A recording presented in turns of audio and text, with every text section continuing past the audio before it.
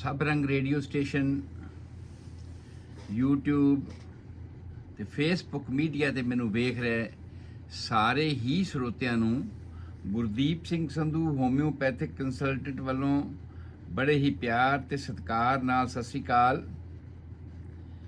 ਮੈਂ ਹਾਜ਼ਰ ਹਾਂ ਤੁਹਾਡਾ ਹਫਤਾਵਾਰੀ ਪ੍ਰੋਗਰਾਮ ਸਿਹਤ ਵਿਗਿਆਨ ਲੈ ਕੇ। ਪਰ ਕਿਉਂਕਿ ਅਸੀਂ ਅੱਧੇ ਘੰਟੇ ਵਾਸਤੇ ਇਸ ਨੂੰ ਰੋਜ਼ਾਨਾ ਕੀਤਾ ਹੋਇਆ, ਬਹੁਤ ਸਾਰੀਆਂ ਜ਼ਰੂਰਤਾਂ ਤੁਹਾਡੀਆਂ, ਬਹੁਤ ਸਾਰੇ ਫੋਨ ਕਾਲਾਂ ਤੁਹਾਡੀਆਂ ਇਸ ਤਰ੍ਹਾਂ ਦੀਆਂ ਆਈਆਂ, ਜਿਹਦੇ ਕਰਕੇ ਅਸੀਂ ਇਸ ਨੂੰ ਪ੍ਰੋਗਰਾਮ ਨੂੰ ਤੁਹਾਡੇ ਵਾਸਤੇ ਰੋਜ਼ਾਨਾ ਅੱਧੇ ਘੰਟੇ ਵਾਸਤੇ ਪੇਸ਼ ਕਰਦੇ ਹਾਂ, ਤਾਂ ਕਿ ਤੁਸੀਂ ਜਿਹੜੀਆਂ ਬਹੁਤ ਜ਼ਰੂਰੀ ਚੀਜ਼ਾਂ ਹਨ ਉਹਨਾਂ ਸਾਰੀਆਂ ਨੂੰ ਜਾਣ ਸਕੋ। ਸੋ ਅੱਜ ਦਾ ਪ੍ਰੋਗਰਾਮ ਕੱਲ੍ਹ ਅਸਾਂ ਆਪਣੇ ਸਰੋਤਿਆਂ ਨਾਲ ਇਹ ਸਾਂਝਾ ਕੀਤਾ ਸੀ ਕਿ ਪ੍ਰੈਗਨੈਂਸੀ ਹੋਣ ਤੋਂ ਬਾਅਦ ਮਾਂ ਦੇ ਸਿਸਟਮ ਵਿੱਚ ਕੀ ਤਬਦੀਲੀਆਂ ਆਉਂਦੀਆਂ ਨੇ, ਕੀ ਚੇਂਜਸ ਉਹਦੇ ਸਰੀਰ ਦੇ ਵਿੱਚ ਆਉਂਦੀਆਂ ਨੇ। ਇਹਨਾਂ ਬਾਰੇ ਅਸੀਂ ਸਾਰੇ ਪਾਠਕਾਂ ਨਾਲ ਸਾਂਝੀ ਕੀਤੀ ਸੀ, ਔਰ ਉਹਦੇ ਵਿੱਚ ਕੁਝ ਇੱਕ ਪੋਰਸ਼ਨ ਐਸੇ ਰਹਿ ਗਏ ਸੀ। ਵੈਸੇ ਤੇ ਅਸੀਂ ਤਕਰੀਬਨ ਸਿਰ ਤੋਂ ਲੈ ਕੇ ਸਿਰ ਦੇ ਵਿੱਚ ਵਾਲ ਝੜਨੇ ਸ਼ੁਰੂ ਹੁੰਦੇ ਨੇ, ਅੱਖਾਂ ਦੇ ਵਿੱਚ ਨਜ਼ਰ ਦੀ ਕੁਝ ਕਮਜ਼ੋਰੀ ਆ ਜਾਂਦੀ ਹੈ, ਕਈ ਵਾਰ ਅੱਖਾਂ ਤੇ ਬਲਜਿੰਗ ਆਊਟ ਹੋਣੀ ਸ਼ੁਰੂ ਹੋ ਜਾਂਦੀ ਹੈ, ਕੰਜੈਸ਼ਨ ਹੋਣਾ ਸ਼ੁਰੂ ਹੋ ਜਾਂਦਾ ਸਾਰੇ ਸਰੀਰ ਦੇ ਵਿੱਚ, ਸਾਹ ਤੇਜ਼ ਚੱਲਣਾ ਸ਼ੁਰੂ ਹੋ ਜਾਂਦਾ ਹੈ, ਹਾਰਟ ਪਲਪੀਟੇਸ਼ਨ ਜ਼ਿਆਦਾ ਕਰਨਾ ਸ਼ੁਰੂ ਕਰ ਦਿੰਦਾ ਹੈ, ਬਲੱਡ ਪ੍ਰੈਸ਼ਰ ਥੋੜ੍ਹਾ ਵੱਧ ਜਾਂਦਾ ਹੈ। ਇਹ ਸਾਰੀਆਂ ਗੱਲਾਂ ਨੂੰ ਅਸੀਂ ਕੰਸੀਡਰ ਕਰਦਿਆਂ ਹੋਇਆਂ ਤੇ ਉਸ ਤੋਂ ਬਾਅਦ ਬੱਚੇਦਾਨੀ ਦੇ ਵਿੱਚ ਕੀ ਚੇਂਜਸ ਹੁੰਦੀਆਂ ਨੇ। ਬੱਚੇਦਾਨੀ ਦਾ ਭਾਰ ਵੱਧਦਾ ਹੈਗਾ ਹੈ, ਉਹਦੀ ਸ਼ਕਲ ਜਿਹੜੀ ਹੈ ਟ੍ਰਾਇੰਗੂਲਰ ਤੋਂ ਗੋਲ ਹੋ ਜਾਂਦੀ ਹੈ। ਇਸੇ ਤਰ੍ਹਾਂ ਹੀ ਬਾਕੀ ਦੇ ਜਿਹੜੇ ਅੰਗ ਸੀ, ਤਕਰੀਬਨ ਹਰੇਕ ਹੀ ਅੰਗ ਦੇ ਵਿੱਚ ਕੁਛ ਨਾ ਕੁਛ ਚੇਂਜਸ ਆਉਂਦੀਆਂ ਨੇ, ਔਰ ਉਹ ਜਿਹੜੀਆਂ ਚੇਂਜਸ ਨੇ ਆਪਣੇ ਨਾਲ ਇੱਕ ਸਪੈਸੀਫਿਕ ਭਾਰ ਲੈ ਕੇ ਆਉਂਦੀਆਂ ਨੇ ਕਿ ਹਾਂ ਜਦੋਂ ਉਹਦੇ ਵਿੱਚ ਕੋਈ ਚੇਂਜਸ ਹੋਈ, ਭਾਵ ਐਡੀਸ਼ਨ ਹੋਈ, ਉਹਦੇ 'ਚ ਕੁਛ ਨਾ ਕੁਛ ਐਡ ਹੋਇਆ ਹੈ, ਔਰ ਉਹ ਜੋ ਐਡ ਹੋਇਆ ਹੈ ਉਸ ਐਡ ਦੇ ਹੋਣ ਦੇ ਨਾਲ ਉਸ ਔਰਤ ਦਾ, ਪ੍ਰੈਗਨੈਂਟ ਔਰਤ ਦਾ ਭਾਰ ਵੀ ਵਧਿਆ ਹੈ। ਤੇ ਉਸ ਭਾਰ ਦੀ ਡਿਸਕ੍ਰਿਪਸ਼ਨ ਵੀ ਅਸਾਂ ਤੁਹਾਡੇ ਸਾਹਮਣੇ ਕੱਲ੍ਹ ਗੱਲ ਕੀਤੀ ਸੀ, ਜਿਹਦੇ ਵਿੱਚ ਅਸੀਂ ਕਿਹਾ ਸੀਗਾ ਵੀ ਬੱਚੇ ਦਾ ਜਿਹੜਾ ਭਾਰ ਹੈ ਉਹ ਨਾਰਮਲੀ ਅਸੀਂ ਸਮਝਦੇ ਹਾਂ 7 ਤੋਂ 8 ਪਾਉਂਡ ਹੁੰਦਾ ਹੈ। ਪਲਸੈਂਟਾ ਆਲ ਦਾ ਭਾਰ 1.5 ਪਾਉਂਡ ਦੇ ਕਰੀਬ ਅਸੀਂ ਗਿਣਦੇ ਹਾਂ ਕਿ ਹੁੰਦਾ ਹੈ। ਇਸੇ ਤਰ੍ਹਾਂ ਹੀ ਯੂਟਰਸ ਦਾ ਜਿਹੜਾ ਆਪਣਾ ਭਾਰ ਹੈ ਉਹ ਵੀ ਤਕਰੀਬਨ 2 ਪਾਉਂਡ ਵੱਧਦਾ ਹੈਗਾ ਹੈ। ਜਿਹੜਾ ਸਰੀਰ ਦੇ ਵਿੱਚ ਫਲੂਇਡ ਵਗੈਰਾ ਵੱਧਦਾ ਹੈ, ਬਲੱਡ ਜਿਹੜਾ 30 ਤੋਂ 40% ਵੱਧਦਾ ਹੈ। ਤਾਂ ਸਾਰੇ ਦੀ ਕੈਲਕੂਲੇਸ਼ਨ ਅਸੀਂ ਕੱਲ੍ਹ ਕਰਕੇ ਤੁਹਾਡੇ ਨਾਲ ਸਾਂਝੀ ਕਰ ਲਈ ਸੀ, ਮੈਂ ਉਹਦੇ ਉੱਪਰ ਟਾਈਮ ਵੇਸਟ ਨਾ ਕਰਾਂ, ਆਪਾਂ ਅੱਗੇ ਚੱਲਦੇ ਹਾਂ ਕਿ ਟੋਟਲ weight ਜਿਹੜਾ ਲਾਸ ਹੁੰਦਾ ਹੈ, ਐਡ ਹੁੰਦਾ ਹੈ ਔਰਤ ਦੇ ਸਰੀਰ ਦੇ ਵਿੱਚ, ਉਹ 28 ਪਾਉਂਡ ਹੁੰਦਾ ਹੈ। 25 ਤੋਂ 32 ਪਾਉਂਡ ਐਜ਼ ਐਨ ਐਵਰੇਜ, ਕਿਸੇ ਦਾ ਥੋੜ੍ਹਾ ਬਹੁਤ ਵੱਧ, ਕਿਸੇ ਦਾ ਥੋੜ੍ਹਾ ਬਹੁਤ ਘੱਟ ਹੋ ਸਕਦਾ ਹੈਗਾ। ਔਰ ਇਹ ਅਗਰ weight ਇਸ ਰੇਂਜ ਦੇ ਵਿੱਚ ਰਹਿੰਦਾ ਹੈ ਤੇ ਅਸੀਂ ਸਮਝਦੇ ਹਾਂ ਕਿ ਉਹਦੀ ਪ੍ਰੈਗਨੈਂਸੀ ਜਿਹੜੀ ਹੈ ਉਹ ਨਾਰਮਲ ਰੇਂਜ ਦੇ ਵਿੱਚ ਚੱਲ ਰਹੀ ਹੈ। ਨਾਰਮਲ, ਔਰ ਇਹ ਜਿਹੜਾ weight ਆ ਪਹਿਲੇ ਮਹੀਨਿਆਂ ਦੇ ਵਿੱਚ 1 ਪਾਉਂਡ ਵਧਣਾ ਸ਼ੁਰੂ ਹੁੰਦਾ, ਔਰ ਪਹਿਲੇ ਟ੍ਰਾਈਮੈਸਟਰ ਤੋਂ ਬਾਅਦ ਫਿਰ ਇਹ 2 ਪਾਉਂਡ ਵਧਣਾ ਸ਼ੁਰੂ ਹੋ ਜਾਂਦਾ ਆ, ਔਰ ਇਸੇ ਤਰ੍ਹਾਂ ਦੂਸਰੇ ਟ੍ਰਾਈਮੈਸਟਰ ਦੇ ਵਿੱਚ ਇਹ ਆਮ ਤੌਰ ਤੇ 2 ਪਾਉਂਡ ਦੀ ਰੇਂਜ ਦੇ ਵਿੱਚ ਹੀ ਰਹਿੰਦਾ ਆ। ਪਰ ਜਿਹੜਾ ਲਾਸਟ ਸਾਡਾ ਟ੍ਰਾਈਮੈਸਟਰ ਹੈਗਾ, ਲਾਸਟ ਜਿਹੜੇ 3 ਮਹੀਨੇ ਨੇ, ਉਹਦੇ ਵਿੱਚ 3 ਪਾਉਂਡ ਵੀ ਹੋਣਾ ਸ਼ੁਰੂ ਹੋ ਜਾਂਦਾ। ਪਰ ਜਿਹੜੇ ਲਾਸਟ 2 ਹਫ਼ਤੇ ਹੁੰਦੇ ਨੇ ਉਹਨਾਂ ਦੇ ਵਿੱਚ ਇਹ weight ਵਧਣ ਦੀ ਜਿਹੜੀ ਹੈ ਉਹ ਤਕਰੀਬਨ 5 ਪਾਉਂਡ ਤੱਕ ਵੀ ਵੱਧ ਸਕਦਾ ਹੈ। ਉਸ ਹਾਲਾਤ ਦੇ ਵਿੱਚ ਰੈਜ਼ੀਡੂਅਲ ਬਾਡੀ ਦੇ ਵਿੱਚ ਜ਼ਿਆਦਾ ਰਹਿ ਜਾਂਦੇ ਨੇ, ਬੱਚੇ ਦਾ ਭਾਰ ਤੇ ਉਨਾ ਹੀ ਰਹਿੰਦਾ ਹੈ, ਔਰ ਉਸ ਜ਼ਿਆਦਾ ਰੈਜ਼ੀਡੂਅਲ ਰਹਿ ਜਾਣ ਦੇ ਕਰਕੇ ਇਹ ਅਸੀਂ ਗਿਣਦੇ ਹਾਂ ਕਿ ਆਖਰੀ ਹਫ਼ਤਿਆਂ ਦੇ ਵਿੱਚ 5 ਪਾਉਂਡ ਵੀ ਭਾਰ ਵੱਧ ਸਕਦਾ ਹੈ।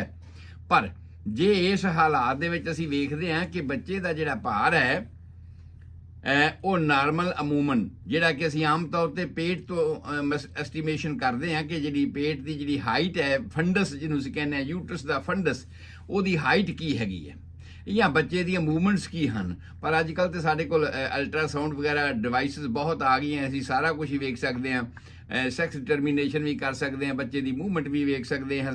ਇਹ ਸਾਰੀਆਂ ਗੱਲਾਂ ਅੱਜ ਕੱਲ੍ਹ ਅਸੀਂ ਪਹਿਲਾਂ ਕਰ ਲੈਂਦੇ ਹਾਂ। ਪਰ ਜੇ ਅਸੀਂ ਕਲੀਨਿਕਲੀ ਹੀ ਡਾਇਗਨੋਸਿਸ ਕਰਨਾ ਹੋਵੇ ਤਾਂ ਕਲੀਨਿਕਲ ਡਾਇਗਨੋਸਿਸ ਕਰਨ ਦਾ ਇਹੀ ਤਰੀਕਾ ਹੈ ਕਿ ਹਾਈਟ ਆਫ ਦੀ ਫੰਡਸ, ਬੱਚੇਦਾਨੀ ਜਿਵੇਂ ਜਿਵੇਂ ਉੱਪਰ ਉੱਠਦੀ ਹੈ ਪੇਟ ਦੇ ਵਿੱਚ, ਸੌਫਟ ਪੇਟ ਦੇ ਵਿੱਚ, ਉਹ ਹਾਰਡਨੈਸ ਯੂਟਰਸ ਦੇ ਫੰਡਸ ਦੀ ਉਹ ਸਾਨੂੰ ਮਹਿਸੂਸ ਹੁੰਦੀ ਰਹਿੰਦੀ ਹੈ। ਜਿਹੜੇ ਪ੍ਰੈਕਟੀਕਲ ਹੱਥ ਨੇ ਜਿਹੜੇ ਰੋਜ਼ ਵੇਖਦੇ ਨੇ ਉਹਨਾਂ ਨੂੰ ਮਹਿਸੂਸ ਹੁੰਦਾ ਰਹਿੰਦਾ ਆ ਕਿ ਇਹ ਜਿਹੜਾ ਹੈਗਾ ਫੰਡਸ ਉਸ ਦਾ ਆਮ ਤੌਰ ਤੇ ਇੰਨਾ ਕੁ ਉੱਚਾ ਆ ਗਿਆ ਹੈ, ਇੰਨਾ ਕੁ ਉੱਚਾ ਆ ਰਿਹਾ। ਇਹਦਾ ਐਸਟੀਮੇਸ਼ਨ ਵੀ ਮੈਂ ਕੱਲ ਤੁਹਾਡੇ ਸਾਹਮਣੇ ਪੇਸ਼ ਕੀਤਾ ਸੀ ਵੀ ਇਸ ਐਸਟੀਮੇਸ਼ਨ ਦੇ ਮੁਤਾਬਕ ਜਿਹੜਾ ਹੈ ਉਹ ਅਸੀਂ ਅੰਦਾਜ਼ਾ ਲਗਾਉਂਦੇ ਹਾਂ ਕਿ ਪ੍ਰੈਗਨੈਂਸੀ ਜਿਹੜੀ ਹੈ ਉਹ ਇੰਨੇ ਚਿਰ ਦੀ ਹੋ ਗਈ ਹੈ।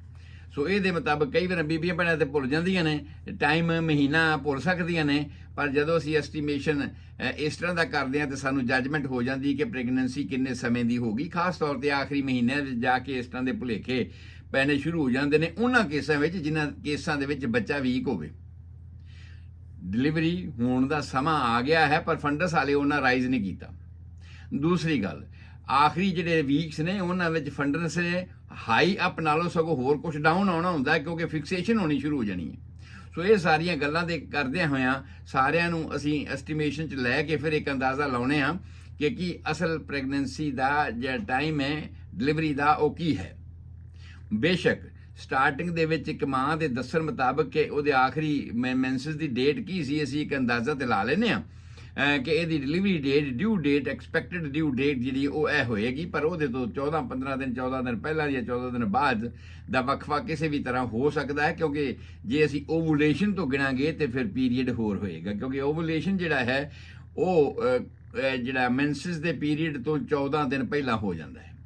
ਇਸ ਕਰਕੇ ਇਹ ਕਈ ਵਾਰ ਭੁਲੇਖਾ ਸਾਨੂੰ ਪੈ ਜਾਂਦਾ ਹੈ। ਉਸ ਤੋਂ ਬਾਅਦ ਜਿਹੜੀਆਂ ਥੋੜ੍ਹੀਆਂ ਬਹੁਤ ਗੱਲਾਂ ਰਹਿ ਗਈਆਂ ਸੀ ਮੈਂ ਚੇਂਜਸ ਜਿਹੜੀਆਂ ਯੂਟਰਸ 'ਚ ਆਉਣ ਵਾਲੀਆਂ ਸੀ ਉਹ ਤੇ ਕੱਲ ਦੱਸ ਹੀ ਦਿੱਤੀਆਂ ਸੀ। ਫਿਰ ਦੁਹਰਾ ਦਿਆਂ ਕਿ ਯੂਟਰਸ ਜਿਹੜੀ ਹੈ ਤਿਕੋਣੀ ਹੁੰਦੀ ਹੈ, ਨਾਰਮਲ ਤੌਰ ਤੇ ਨਲੀ ਪੈਰਸ ਯੂਟਰਸ ਅਸੀਂ ਉਹਨੂੰ ਕਹਿੰਦੇ ਹਾਂ, ਜਿਹਨੇ ਹਜੇ ਤੱਕ ਕੋਈ ਅਬਾਰਸ਼ਨ ਵੀ ਨਹੀਂ ਹੋਇਆ, ਇੱਕ ਵੇਰਾ ਵੀ ਉਹ ਪ੍ਰੈਗਨੈਂਟ ਨਹੀਂ ਹੋਈ, ਉਹਨੂੰ ਅਸੀਂ ਨਲੀ ਪੈਰਸ ਯੂਟਰਸ ਕਹਿੰਦੇ ਹਾਂ। ਔਰ ਉਸ ਨਲੀ ਪੈਰਸ ਯੂਟਰਸ ਦੀ ਸ਼ੇਪ ਜਿਹੜੀ ਹੈ ਉਹ ਤਿਕੋਣੀ ਹੁੰਦੀ ਹੈ ਔਰ ਹੇਠਾਂ ਵਾਲੇ ਪਾਸੇ ਜਿਹੜਾ ਦਾ ਸਰਵਿਕਸ ਦਾ ਮੂੰਹ ਹੁੰਦਾ ਉਹ ਵੀ ਤਿਕੋਣੀ ਸ਼ਕਲ ਦਾ ਹੁੰਦਾ ਹੈ। ਪਰ ਜਦੋਂ ਇਹ ਪ੍ਰੈਗਨੈਂਟ ਹੁੰਦੀ ਹੈ ਤੇ ਉਸ ਵੇਲੇ ਇਹ ਗਲੋਬੂਲਰ ਸ਼ੇਪ ਦੀ ਗੋਲ ਹੋਣੀ ਸ਼ੁਰੂ ਹੋ ਜਾਂਦੀ ਹੈ ਔਰ ਇਹਦੇ ਵਿੱਚ ਇਹ ਤਬਦੀਲੀਆਂ ਆਉਣੀਆਂ ਸ਼ੁਰੂ ਹੋ ਜਾਂਦੀਆਂ। ਦੂਸਰਾ ਉਹਦਾ ਜਿਹੜਾ ਐਗਜ਼ੈਕਟ ਮਾਸ ਹੈ ਉਹ ਜਿਹੜਾ ਵੀ ਉਹ ਵੀ ਵਧਣਾ ਸ਼ੁਰੂ ਹੋ ਜਾਂਦਾ ਤੇ ਅਪਰੋਕਸੀਮੇਟਲੀ 2 ਪਾਉਂਡ ਦੇ ਕਰੀਬ ਇਹਦਾ ਜਿਹੜਾ ਸਾਈਜ਼ ਹੈ ਉਹ ਵੱਧ ਜਾਂਦਾ ਹੈ ਪ੍ਰੈਗਨੈਂਸੀ ਦੇ ਦੌਰਾਨ। ਉਸ ਤੋਂ ਬਾਅਦ ਥੋੜੀ ਜਿਹੀ ਗੱਲ ਰਹਿ ਗਈ ਸੀ ਕਿ ਵੈਜਾਈਨਲ ਏਰੀਆ ਦੇ ਵਿੱਚ ਵੀ ਮਿਊਕਸ ਮੈਂਬਰੇਨਸ ਜਿਹੜੇ ਨੇ ਉਹ ਸਵੈਲ ਅਪ ਹੋ ਜਾਂਦੇ ਨੇ ਉੱਪਰ ਵਾਲੇ ਪ੍ਰੈਸ਼ਰ ਦੇ ਕਰਕੇ ਵੀ ਕਈ ਵਾਰ ਵੇਨਸ ਕੰਜੈਸ਼ਨ ਹੋ ਜਾਂਦਾ। ਵੇਨਸ ਕੰਜੈਸ਼ਨ ਤੋਂ ਭਾਵ ਇਹ ਆ ਕਿ ਜਦੋਂ ਬੱਚੇ ਦਾ ਭਾਰ ਹੇਠਾਂ ਵੀ ਪੈਂਦਾ ਹੈ ਤੇ ਉੱਪਰ ਵੀ ਪੈ ਰਿਹਾ, ਜਦੋਂ ਹੇਠਾਂ ਵੀ ਪੈ ਰਿਹਾ ਹੈ ਤੇ ਜਿਹੜੀਆਂ ਆਰਟਰੀਜ਼ ਨੇ ਹਾਰਟ ਹੈ ਉਹ ਫੋਰਸ ਕਰਕੇ ਪ੍ਰੈਸ ਕਰਕੇ ਖੂਨ ਤਾਂ ਭੇਜ ਰਿਹਾ ਸਾਰੇ ਸਰੀਰ ਨੂੰ, ਹਰੇਕ ਅੰਗ ਨੂੰ, ਉਸੇ ਮੁਤਾਬਕ ਉਹ ਵੈਜਾਈਨਲ ਏਰੀਆ ਦੇ ਵਿੱਚ ਵੀ ਭੇਜ ਰਿਹਾ ਹੈ, ਉਸੇ ਤਰ੍ਹਾਂ ਉਹ ਰੈਕਟਮ ਦੇ ਏਰੀਆ ਦੇ ਵਿੱਚ ਵੀ ਭੇਜ ਰਿਹਾ ਹੈ। ਪਰ ਜਿਹੜਾ ਵਾਪਸੀ ਵਾਲਾ ਜਿਹੜਾ ਪੈਸਿਵ ਪ੍ਰੈਸ਼ਰ ਹੈਗਾ ਹੈ ਜਿਹੜਾ ਕਿ ਸਾਡੀਆਂ ਐਕਸਰਸਾਈਜ਼ ਦੇ ਮੁਤਾਬਕ ਸਾਡੀਆਂ ਮਾਸਪੇਸ਼ੀਆਂ ਦੇ ਕੰਟਰੈਕਸ਼ਨ ਦੇ ਮੁਤਾਬਕ ਹੋਣਾ ਆ ਉਹ ਘੱਟ ਹੋ ਜਾਂਦਾ ਹੈ ਔਰ ਉਹਦੇ ਘੱਟ ਹੋਣ ਕਰਕੇ ਇਸ ਤਰ੍ਹਾਂ ਇਹਨਾਂ ਏਰੀਆ ਦੇ ਵਿੱਚ ਪੈਲਵਿਕ ਏਰੀਏ ਸਾਰੇ ਦੇ ਵਿੱਚ ਜਿਹਦੇ ਵਿੱਚ ਯੂਰੀਨਰੀ ਬਲੈਡਰ ਵੀ ਆ ਜਾਂਦਾ, ਜਿਹਦੇ ਵਿੱਚ ਬੱਚੇਦਾਨੀ ਵੀ ਆ ਗਈ, ਜਿਹਦੇ ਵਿੱਚ ਵੈਜਾਈਨਲ ਏਰੀਆ ਵੀ ਆ ਗਿਆ, ਜਿਹਦੇ ਵਿੱਚ ਸਾਡੀ ਰੈਕਟਮ ਵੀ ਆ ਗਈ। ਸੋ ਇਹ ਸਾਰੇ ਇਸ ਪੈਲਵਿਕ ਏਰੀਏ ਦੇ ਵਿੱਚ ਹੀ ਇੱਕ ਪ੍ਰੈਸ਼ਰ ਜਿਹਾ ਬਣ ਜਾਂਦਾ ਹੈਗਾ ਔਰ ਮਿਊਕਸ ਮੈਂਬਰੇਨ ਜਿਹੜੇ ਅੰਦਰ ਵਾਲੀ ਜਿਹੜਾ ਲੇਅਰ ਹੈ ਵੈਜਾਈਨਾ ਦਾ ਉਹ ਜ਼ਿਆਦਾ ਸਵੈਲ ਅਪ ਕਰ ਜਾਂਦਾ ਔਰ ਉਹਦੇ ਵਿੱਚੋਂ ਕਈ ਵਾਰ ਪ੍ਰੈਸ਼ਰ ਦੇ ਨਾਲ ਥੋੜਾ ਬਹੁਤ ਮੁਆਦ ਡਿਸਚਾਰਜ ਆਮ ਤੌਰ ਤੇ ਹੋਣਾ ਸ਼ੁਰੂ ਹੋ ਜਾਂਦਾ ਹੈ। ਭਈ ਇਹ ਉਸ ਚੀਜ਼ ਦੀ ਨਿਸ਼ਾਨੀ ਹੈ ਕਿ ਉੱਪਰੋਂ ਪ੍ਰੈਸ਼ਰ ਹੇਠਾਂ ਵਾਲੇ ਪਾਸੇ ਪੈ ਰਿਹਾ, ਨਾਰਮਲੀ ਹੋਣਾ ਨਹੀਂ ਚਾਹੀਦਾ। ਇਹ ਇਸ ਗੱਲ ਦੀ ਵੀ ਨਿਸ਼ਾਨੀ ਹੈ ਇਸ ਗੱਲ ਕਰਕੇ ਕਿ ਸਾਡੇ ਮਸਕੂਲੇਚਰ ਮਾਸਪੇਸ਼ੀਆਂ ਜਿਹੜੀਆਂ ਯੂਟਰਸ ਨੂੰ ਆਪਣੇ ਇੱਕ ਸਟੈਂਡਰਡ ਤੇ ਇੱਕ ਲੈਵਲ ਤੇ ਬੰਨ੍ਹ ਕੇ ਰੱਖਦੀਆਂ ਕਿਉਂਕਿ ਉਹ ਸੈਂਟਰ ਦੇ ਵਿਚਕਾਰ ਪੈਲਵਿਕ ਦੇ ਵਿੱਚ ਉਹ ਹੈਗੀ ਹੈ ਤੇ ਉਹਨੇ ਬਰਾਬਰ ਉੱਪਰ ਵੀ ਉਚਾਈ ਉਹਦੀ ਹੇਠਾਂ ਵੀ ਉਚਾਈ ਸਾਈਡਾਂ ਤੋਂ ਵੀ ਉਹ ਬਰਾਬਰ ਰਹੇ, ਇਸ ਕਰਕੇ ਉਹਦੀਆਂ ਜਿਹੜੀਆਂ ਮਾਸਪੇਸ਼ੀਆਂ ਨੇ ਬ੍ਰਾਡ ਲਿਗਾਮੈਂਟ ਜਿਹੜਾ ਹੈਗਾ ਆ ਉਹ ਇਸ ਨੂੰ ਉਹਦੀ ਪੋਜੀਸ਼ਨ ਵਿੱਚ ਬਣਾਈ ਰੱਖਦਾ ਹੈ। ਪਰ ਕਿਉਂਕਿ ਬੱਚੇਦਾਨੀ ਦਾ ਜਿਹੜਾ ਭਾਰ ਵੱਧ ਗਿਆ, ਉਹਦਾ ਸਾਈਜ਼ ਵੱਧ ਗਿਆ, ਉਹਦਾ ਆਕਾਰ ਵੱਧ ਗਿਆ, ਜਿਹਦੇ ਕਰਕੇ ਹੇਠਾਂ ਵਾਲੇ ਪਾਸੇ ਵੈਜਾਈਨਲ ਏਰੀਆ ਦੇ ਵਿੱਚ ਪ੍ਰੈਸ਼ਰ ਪੈਂਦਾ ਤੇ ਉਹਦਾ ਜਿਹੜਾ ਮਿਊਕਸ ਮੈਂਬਰਾਨ ਹੈ ਉਹਦੇ ਵਿੱਚ ਵੀ ਚੇਂਜਸ ਆਉਂਦੀਆਂ ਨੇ। ਦੂਸਰੀ ਗੱਲ, ਓਵਰੀ ਦੇ ਵਿੱਚ ਵੀ ਚੇਂਜਸ ਆਉਂਦੀਆਂ ਨੇ। ਹਾਲਾਂਕਿ ਓਵਰੀ ਦੀਆਂ ਚੇਂਜਸ ਅਸੀਂ ਵਾਰ-ਵਾਰ ਕਹਿ ਚੁੱਕੇ ਹਾਂ ਕਿ ਓਵਰੀ ਦੇ ਵਿੱਚ ਜਦੋਂ ਓਵੂਲੇਸ਼ਨ ਹੋ ਗਿਆ, ਓਵਮ ਨਿਕਲ ਗਿਆ ਤੇ ਜਿਹੜਾ ਬਾਹਰ ਬਾਕੀ ਬਚ ਜਾਂਦਾ ਹਿੱਸਾ ਉਸ ਨੂੰ ਅਸੀਂ ਕਹਿੰਦੇ ਹਾਂ ਗ੍ਰੇਫੀਅਨ ਫੋਲੀਕਲਸ ਔਰ ਉਸ ਗ੍ਰੇਫੀਅਨ ਫੋਲੀਕਲ ਦਾ ਮਤਲਬ ਹੁੰਦਾ ਹੈ ਪਹਿਲਾਂ LH ਹਾਰਮੋਨ ਪ੍ਰੋਡਿਊਸ ਕਰਨਾ ਔਰ ਉਸ ਤੋਂ ਬਾਅਦ ਪ੍ਰੋਲੂਟੋਨ ਹਾਰਮੋਨ ਪ੍ਰੋਡਿਊਸ ਕਰਨਾ। ਪ੍ਰੋਲੂਟੋਨ ਹਾਰਮੋਨ ਉਸ ਵੇਲੇ ਪ੍ਰੋਡਿਊਸ ਕਰਦਾ ਜਦੋਂ ਇਹ ਪ੍ਰੈਗਨੈਂਸੀ ਹੋ ਜਾਂਦੀ ਹੈ ਤੇ ਹੁਣ LH ਹਾਰਮੋਨ ਦੀ ਲੋੜ ਨਹੀਂ, ਹੁਣ ਕਿਸੇ ਚੀਜ਼ ਨੂੰ ਪਕਾਉਣ ਦੀ ਲੋੜ ਨਹੀਂ ਹੈਗੀ, ਹੁਣ ਉਸ ਨੂੰ ਪ੍ਰੋਟੈਕਟ ਕਰਨ ਦੀ ਲੋੜ ਹੈ। ਤੇ ਉਸ ਵੇਲੇ ਇਹਦੇ ਵਿੱਚੋਂ ਦੂਸਰਾ ਹਾਰਮੋਨ ਪ੍ਰੋਲਟੋਨ ਨਿਕਲਣਾ ਸ਼ੁਰੂ ਹੋ ਜਾਂਦਾ, ਅਦਰਵਾਈਜ਼ ਪਹਿਲਾਂ ਇਹਦੇ ਵਿੱਚੋਂ LH ਹਾਰਮੋਨ ਹੀ ਨਿਕਲਣਾ ਸ਼ੁਰੂ ਹੋ ਜਾਂਦਾ ਹੈ। ਔਰ ਵਜਾਈਨਲ ਦੇ ਵਿੱਚ ਵੀ ਜਿਹੜਾ ਪਹਿਲਾ ਐਕਸਕ੍ਰੀਸ਼ਨ ਹੈ, ਜਿਹੜਾ ਬ੍ਰੇਨ ਦੇ ਹਾਰਮੋਨ ਈਸਟ੍ਰੋਜਨ ਅਸੀਂ ਕਿਹਾ ਸੀਗਾ, ਉਹ ਨਿਕਲਦਾ। ਪਰ ਜਦੋਂ ਪਲਸੈਂਟਾ ਬਣ ਜਾਂਦਾ, ਔਲ ਬਣ ਜਾਂਦੀ ਹੈ, ਇਹ ਸਾਰੀਆਂ ਚੀਜ਼ਾਂ ਜਿਹੜੀਆਂ ਨੇ ਮਾਂ ਦੇ ਪੇਟ ਵਿੱਚ ਡਿਵੈਲਪ ਹੋਣੀਆਂ ਸ਼ੁਰੂ ਹੋ ਜਾਂਦੀਆਂ ਨੇ ਕਿ ਬੱਚਾ ਨਾਰਮਲ ਪ੍ਰੈਗਨੈਂਸੀ ਅੱਗੇ ਤੁਰ ਪਈ ਹੈ, ਉਸ ਵੇਲੇ ਪਲਸੈਂਟਾ ਵੀ ਪ੍ਰੋਜੈਸਟਰੋਨ ਬਣਾਉਣ ਲੱਗ ਜਾਂਦਾ ਹੈਗਾ। ਸੋ ਪ੍ਰੋਜੈਸਟਰੋਨ ਦੇ ਦੋ ਭਾਗ ਹੋ ਜਾਂਦੇ ਆ, ਦੋ ਹਿੱਸੇ ਹੋ ਜਾਂਦੇ ਨੇ। ਈਸਟ੍ਰੋਜਨ ਜਾਂ LH ਲੈਵਲ ਜਿਹੜਾ ਉਹ ਸਟਾਪ ਹੋ ਜਾਂਦਾ ਹੈ, ਉਹਦੇ ਪ੍ਰੈਸ਼ਰ ਦੇ ਕਰਕੇ ਕਹਿ ਲਓ, ਜਾਂ ਉਹਦੀ ਵਧੀ ਬਲੱਡ ਦੇ ਵਿੱਚ ਕਨਸੈਂਟਰੇਸ਼ਨ ਦੇ ਕਰਕੇ ਇਹ ਕਹਿ ਲਓ ਵੀ ਜਿਹੜਾ LH ਹਾਰਮੋਨ ਤੇ ਈਸਟ੍ਰੋਜਨ ਹਾਰਮੋਨ ਜਿਹੜੇ ਨੇ ਉਹ ਸਟਾਪ ਹੋ ਜਾਂਦੇ ਆ। ਜਦੋਂ ਉਹ ਸਟਾਪ ਹੋ ਜਾਂਦੇ ਨੇ ਤੇ ਦੋ ਥਾਵਾਂ ਤੇ ਸਾਡੇ ਕੋਲ ਪ੍ਰੋਜੈਸਟਰੋਨ ਨੇ ਜਿਹੜੇ ਕਿ ਸਾਡੀ ਪ੍ਰੈਗਨੈਂਸੀ ਨੂੰ ਡਿਵੈਲਪ ਕਰਨ ਵਾਸਤੇ ਮਦਦ ਕਰ ਰਹੇ ਨੇ, ਖੁਰਾਕ ਦਾ ਕੰਮ ਕਰ ਰਹੇ ਨੇ, ਉਹਦੀ ਹਰ ਤਰ੍ਹਾਂ ਦੀ ਡਿਵੈਲਪਮੈਂਟ ਵਿੱਚ ਮਦਦ ਕਰ ਰਹੇ ਨੇ। ਇਹ ਓਵਰੀ ਦੀਆਂ ਅੰਦਰ ਦੀਆਂ ਚੀਜ਼ਾਂ ਨੇ। ਔਰ ਜਿਹੜਾ ਅੰਦਰ ਦਾ ਓਵਰੀ ਦੇ ਵਿੱਚ ਹਮੇਸ਼ਾ ਊਸਾਈਟਸ ਬਣਨੇ ਸ਼ੁਰੂ ਹੁੰਦੇ ਸੀ, ਜਿਹਦੇ ਚੋਂ ਕਿ ਓਵਮ ਬਣਦਾ ਸੀਗਾ, ਪ੍ਰੋਲੀਫਰੇਸ਼ਨ ਹੁੰਦੀ ਸੀ, ਜਿਵੇਂ ਪਨੀਰੀ ਉਗਦੀ, ਉਹ ਪਨੀਰੀ ਉਗਣੀ ਸ਼ੁਰੂ ਹੁੰਦੀ ਹੈ ਤੇ ਉਹ ਪਨੀਰੀ ਉਗਣੀ ਜਿਹੜੀ ਉਹ ਬੰਦ ਹੋ ਜਾਂਦੀ ਹੈ। ਉਹ ਹਾਰਡ ਰੂਡੀਮੈਂਟਰੀ ਟਾਈਪ ਦਾ ਉਹ ਆਰਗਨ ਜਿਹੜਾ ਹੋ ਜਾਂਦਾ ਹੈ। ਉਸ ਤੋਂ ਬਾਅਦ ਜਿਹੜੀ ਬਾਕੀ ਗੱਲ ਆਪਣੀ ਰਹਿ ਗਈ ਸੀਗੀ, ਉਹ ਸੀਗੀ ਸਕਿਨ ਦੀ, ਕਿ ਸਕਿਨ ਦੇ ਵਿੱਚ ਵੀ ਚੇਂਜਸ ਆਉਂਦੀਆਂ ਨੇ। ਕਈਆਂ ਬੀਬੀਆਂ ਨੂੰ ਤੁਸੀਂ ਵੇਖਿਆ ਨਾ ਕਿ ਪਹਿਲਾਂ ਤਾਂ ਚਿਹਰਾ ਬਹੁਤ ਸਾਫ਼ ਹੁੰਦਾ ਆ ਤੇ ਬਾਅਦ ਵਿੱਚ ਚਿਹਰੇ ਦੇ ਉੱਪਰ ਸਿਆਹੀਆਂ ਪੈ ਜਾਂਦੀਆਂ ਨੇ, ਪਿਗਮੈਂਟੇਸ਼ਨਸ ਹੋ ਜਾਂਦੀ ਹੈ। ਸਧਾਰਨ ਤੌਰ ਤੇ ਮੈਂ ਆਮ ਇਹਦੀ ਜਿਹੜੀ ਪੈਥੋਲੋਜੀ ਹੈ ਉਹ ਮੈਂ ਤੁਹਾਨੂੰ ਦੱਸ ਦਿਆਂ ਕਿ ਸਾਡੇ ਸਰੀਰ ਦਾ ਖੂਨ ਸਾਰੇ ਸੈੱਲਾਂ ਵਿੱਚ ਜਾਂਦਾ ਆ, ਔਰ ਸੈੱਲ ਜਿਹੜੇ ਨੇ ਉਸ ਦੇ ਵਿੱਚੋਂ ਜਿੰਨੀ ਵੀ ਆਕਸੀਜਨ ਤੇ ਖੁਰਾਕ ਹੁੰਦੀ ਹੈ ਉਹ ਚੂਸ ਲੈਂਦੇ ਨੇ, ਔਰ ਬਾਕੀ ਜੋ ਚੀਜ਼ ਹੁੰਦਾ ਹੈ ਉਸ ਮਟੀਰੀਅਲ ਨੂੰ ਵਾਪਸ ਭੇਜ ਦਿੰਦੇ ਨੇ। ਪਰ ਇਹਦੀ ਇੱਕ ਰੇਸ਼ੋ ਹੈ, ਇਸ ਬਣਤਰ ਦੀ, ਇਸ ਮੈਕੈਨਿਜ਼ਮ ਦੀ ਇੱਕ ਰੇਸ਼ੋ ਹੈ। ਉਸ ਰੇਸ਼ੋ ਦੇ ਮੁਤਾਬਕ ਹੀ ਇਹ ਜਿਹੜਾ ਮਤਲਬ ਵਾਪਸ ਜਾਣ ਵਾਲਾ ਸਾਰਾ ਸਿਸਟਮ ਹੈ ਉਹ ਉਹਦੇ ਮੁਤਾਬਕ ਹੀ ਜਾਂਦਾ ਹੈਗਾ। ਤੇ ਜਿਹੜਾ ਰਹਿ ਜਾਂਦਾ ਹੈਗਾ ਉਹ ਉੱਥੇ ਉਸ ਸਕਿਨ ਨੂੰ ਕਲਰ ਦਿੰਦਾ ਹੈ। ਜਿਵੇਂ ਲੀਨੀ ਐਲਬੀਕੇਟ ਦੀ ਮੈਂ ਗੱਲ ਕੀਤੀ ਸੀ ਨਾ ਕਿ ਹੇਠਾਂ ਚਿੱਟੇ ਚਿੱਟੇ ਦਾਗ ਜੇ ਪੈ ਜਾਂਦੇ, ਲਕੀਰਾਂ ਜਿਹੀਆਂ ਪੈ ਜਾਂਦੀਆਂ, ਬ੍ਰੈਸਟ ਦੇ ਵਿੱਚ ਵੀ, ਪੇਟ ਦੇ ਵਿੱਚ ਵੀ, ਥਾਈਜ਼ ਦੇ ਵਿੱਚ ਵੀ ਪੈ ਜਾਂਦੀਆਂ ਨੇ, ਹੇਠਾਂ ਫੈਟ ਦੀ ਤਹਿ ਫਟ ਜਾਂਦੀ ਹੈ। ਪਰ ਇੱਥੇ ਕੀ ਹੈ, ਇੱਥੇ ਸਾਡੀ ਸਕਿਨ ਦੀ ਚਮੜੀ ਦੇ ਲੇਅਰ ਦੇ ਹੇਠ ਵੇਲੇ ਪਾਸੇ ਉਸ ਨੂੰ ਅਸੀਂ ਕਹਿੰਦੇ ਹਾਂ ਮਾਲਪੀਜੀਅਨ ਲੇਅਰ। ਉਹ ਰੈਜ਼ੀਡੂਅਲ ਬਲੱਡ ਦਾ ਜਿਹੜਾ ਵਾਪਸ ਨਹੀਂ ਗਿਆ ਤੇ ਉੱਥੇ ਜੰਮ ਗਿਆ, ਸਾਡੀ ਸਕਿਨ ਨੂੰ ਉਹ ਕਲਰ ਦੇਣਾ ਸ਼ੁਰੂ ਕਰ ਦਿੰਦਾ ਹੈ। ਆਮ ਤੌਰ ਤੇ ਸਾਡਾ ਕਲਰ ਹੋ ਰਿਹਾ, ਅੰਗਰੇਜ਼ਾਂ ਦਾ ਕਲਰ ਹੋ ਰਿਹਾ, ਔਰ ਮਤਲਬ ਅਲੱਗ-ਅਲੱਗ ਥਾਵਾਂ ਤੇ ਜਿਹੜੇ ਮੈਕਸੀਕੇ ਜਿਹੜੇ ਹੈਗੇ ਨੇ, ਆਸਾਮ ਵਾਲੇ ਪਾਸੇ ਰਹਿੰਦੇ ਨੇ, ਉਹਨਾਂ ਦਾ ਰੰਗ ਸਾਡੇ ਨਾਲੋਂ ਵੀ ਕਾਲਾ ਹੈਗਾ। ਇਹ ਸਾਰੀਆਂ ਗੱਲਾਂ ਇਸ ਗੱਲ ਤੇ ਨਿਰਭਰ ਕਰਦੀਆਂ ਨੇ ਕਿ ਉਹ ਮਾਲਪੀਜੀਅਨ ਲੇਅਰ ਦੀ ਫਾਰਮੇਸ਼ਨ ਦੀ ਰੇਸ਼ੋ ਜਿਹੜੀ ਹੈ ਕੀ ਹੈ ਉਹਦੇ ਮੁਤਾਬਕ। ਉਂਝ ਸਕਿਨ ਨੂੰ ਕਲਰ, ਅੱਖਾਂ ਨੂੰ ਕਲਰ, ਪਿਸ਼ਾਬ ਨੂੰ ਕਲਰ, ਸਾਰੀ ਟੱਟੀ ਨੂੰ ਕਲਰ, ਇਹ ਸਾਰਾ ਜਿਹੜਾ ਦੇਣਾ ਹੁੰਦਾ ਬਿਲੀਰੂਬਨ, ਬਿਲੀਵਰਡਨ ਜਿਹੜੇ ਬਾਇਲ ਸਾਲਟਸ ਹਨ, ਜਿਹੜੇ ਲਿਵਰ ਪੈਦਾ ਕਰਦਾ ਹੈਗਾ। ਜੋ ਆਇਰਨ ਸਾਡਾ ਲਿਵਰ ਦੇ ਵਿੱਚ ਜਾਂਦਾ ਹੈ ਤੇ ਉਹ ਉੱਥੇ ਆਇਰਨ ਟੁੱਟਦਾ ਹੈ ਤੇ ਬਿਲੀਰੂਬਨ, ਬਿਲੀਵਰਡਨ ਵਰਗੇ ਬਾਇਲ ਪਿਗਮੈਂਟਸ ਤੇ ਬਾਇਲ ਸਾਲਟਸ ਤੋਂ ਬਣਦੇ ਨੇ। ਔਰ ਜਿੰਨੇ ਉਹ ਜ਼ਿਆਦਾ, ਜੇ ਤਾਂ ਉਹਦੇ ਕੋਲ ਨਾਰਮਲ ਹਾਲਾਤ ਹੈ ਤੇ ਸਾਡੀ ਸਕਿਨ ਦਾ ਜੋ ਕਲਰ ਹੈ ਉਹ ਉਹੀ ਰਹੇਗਾ।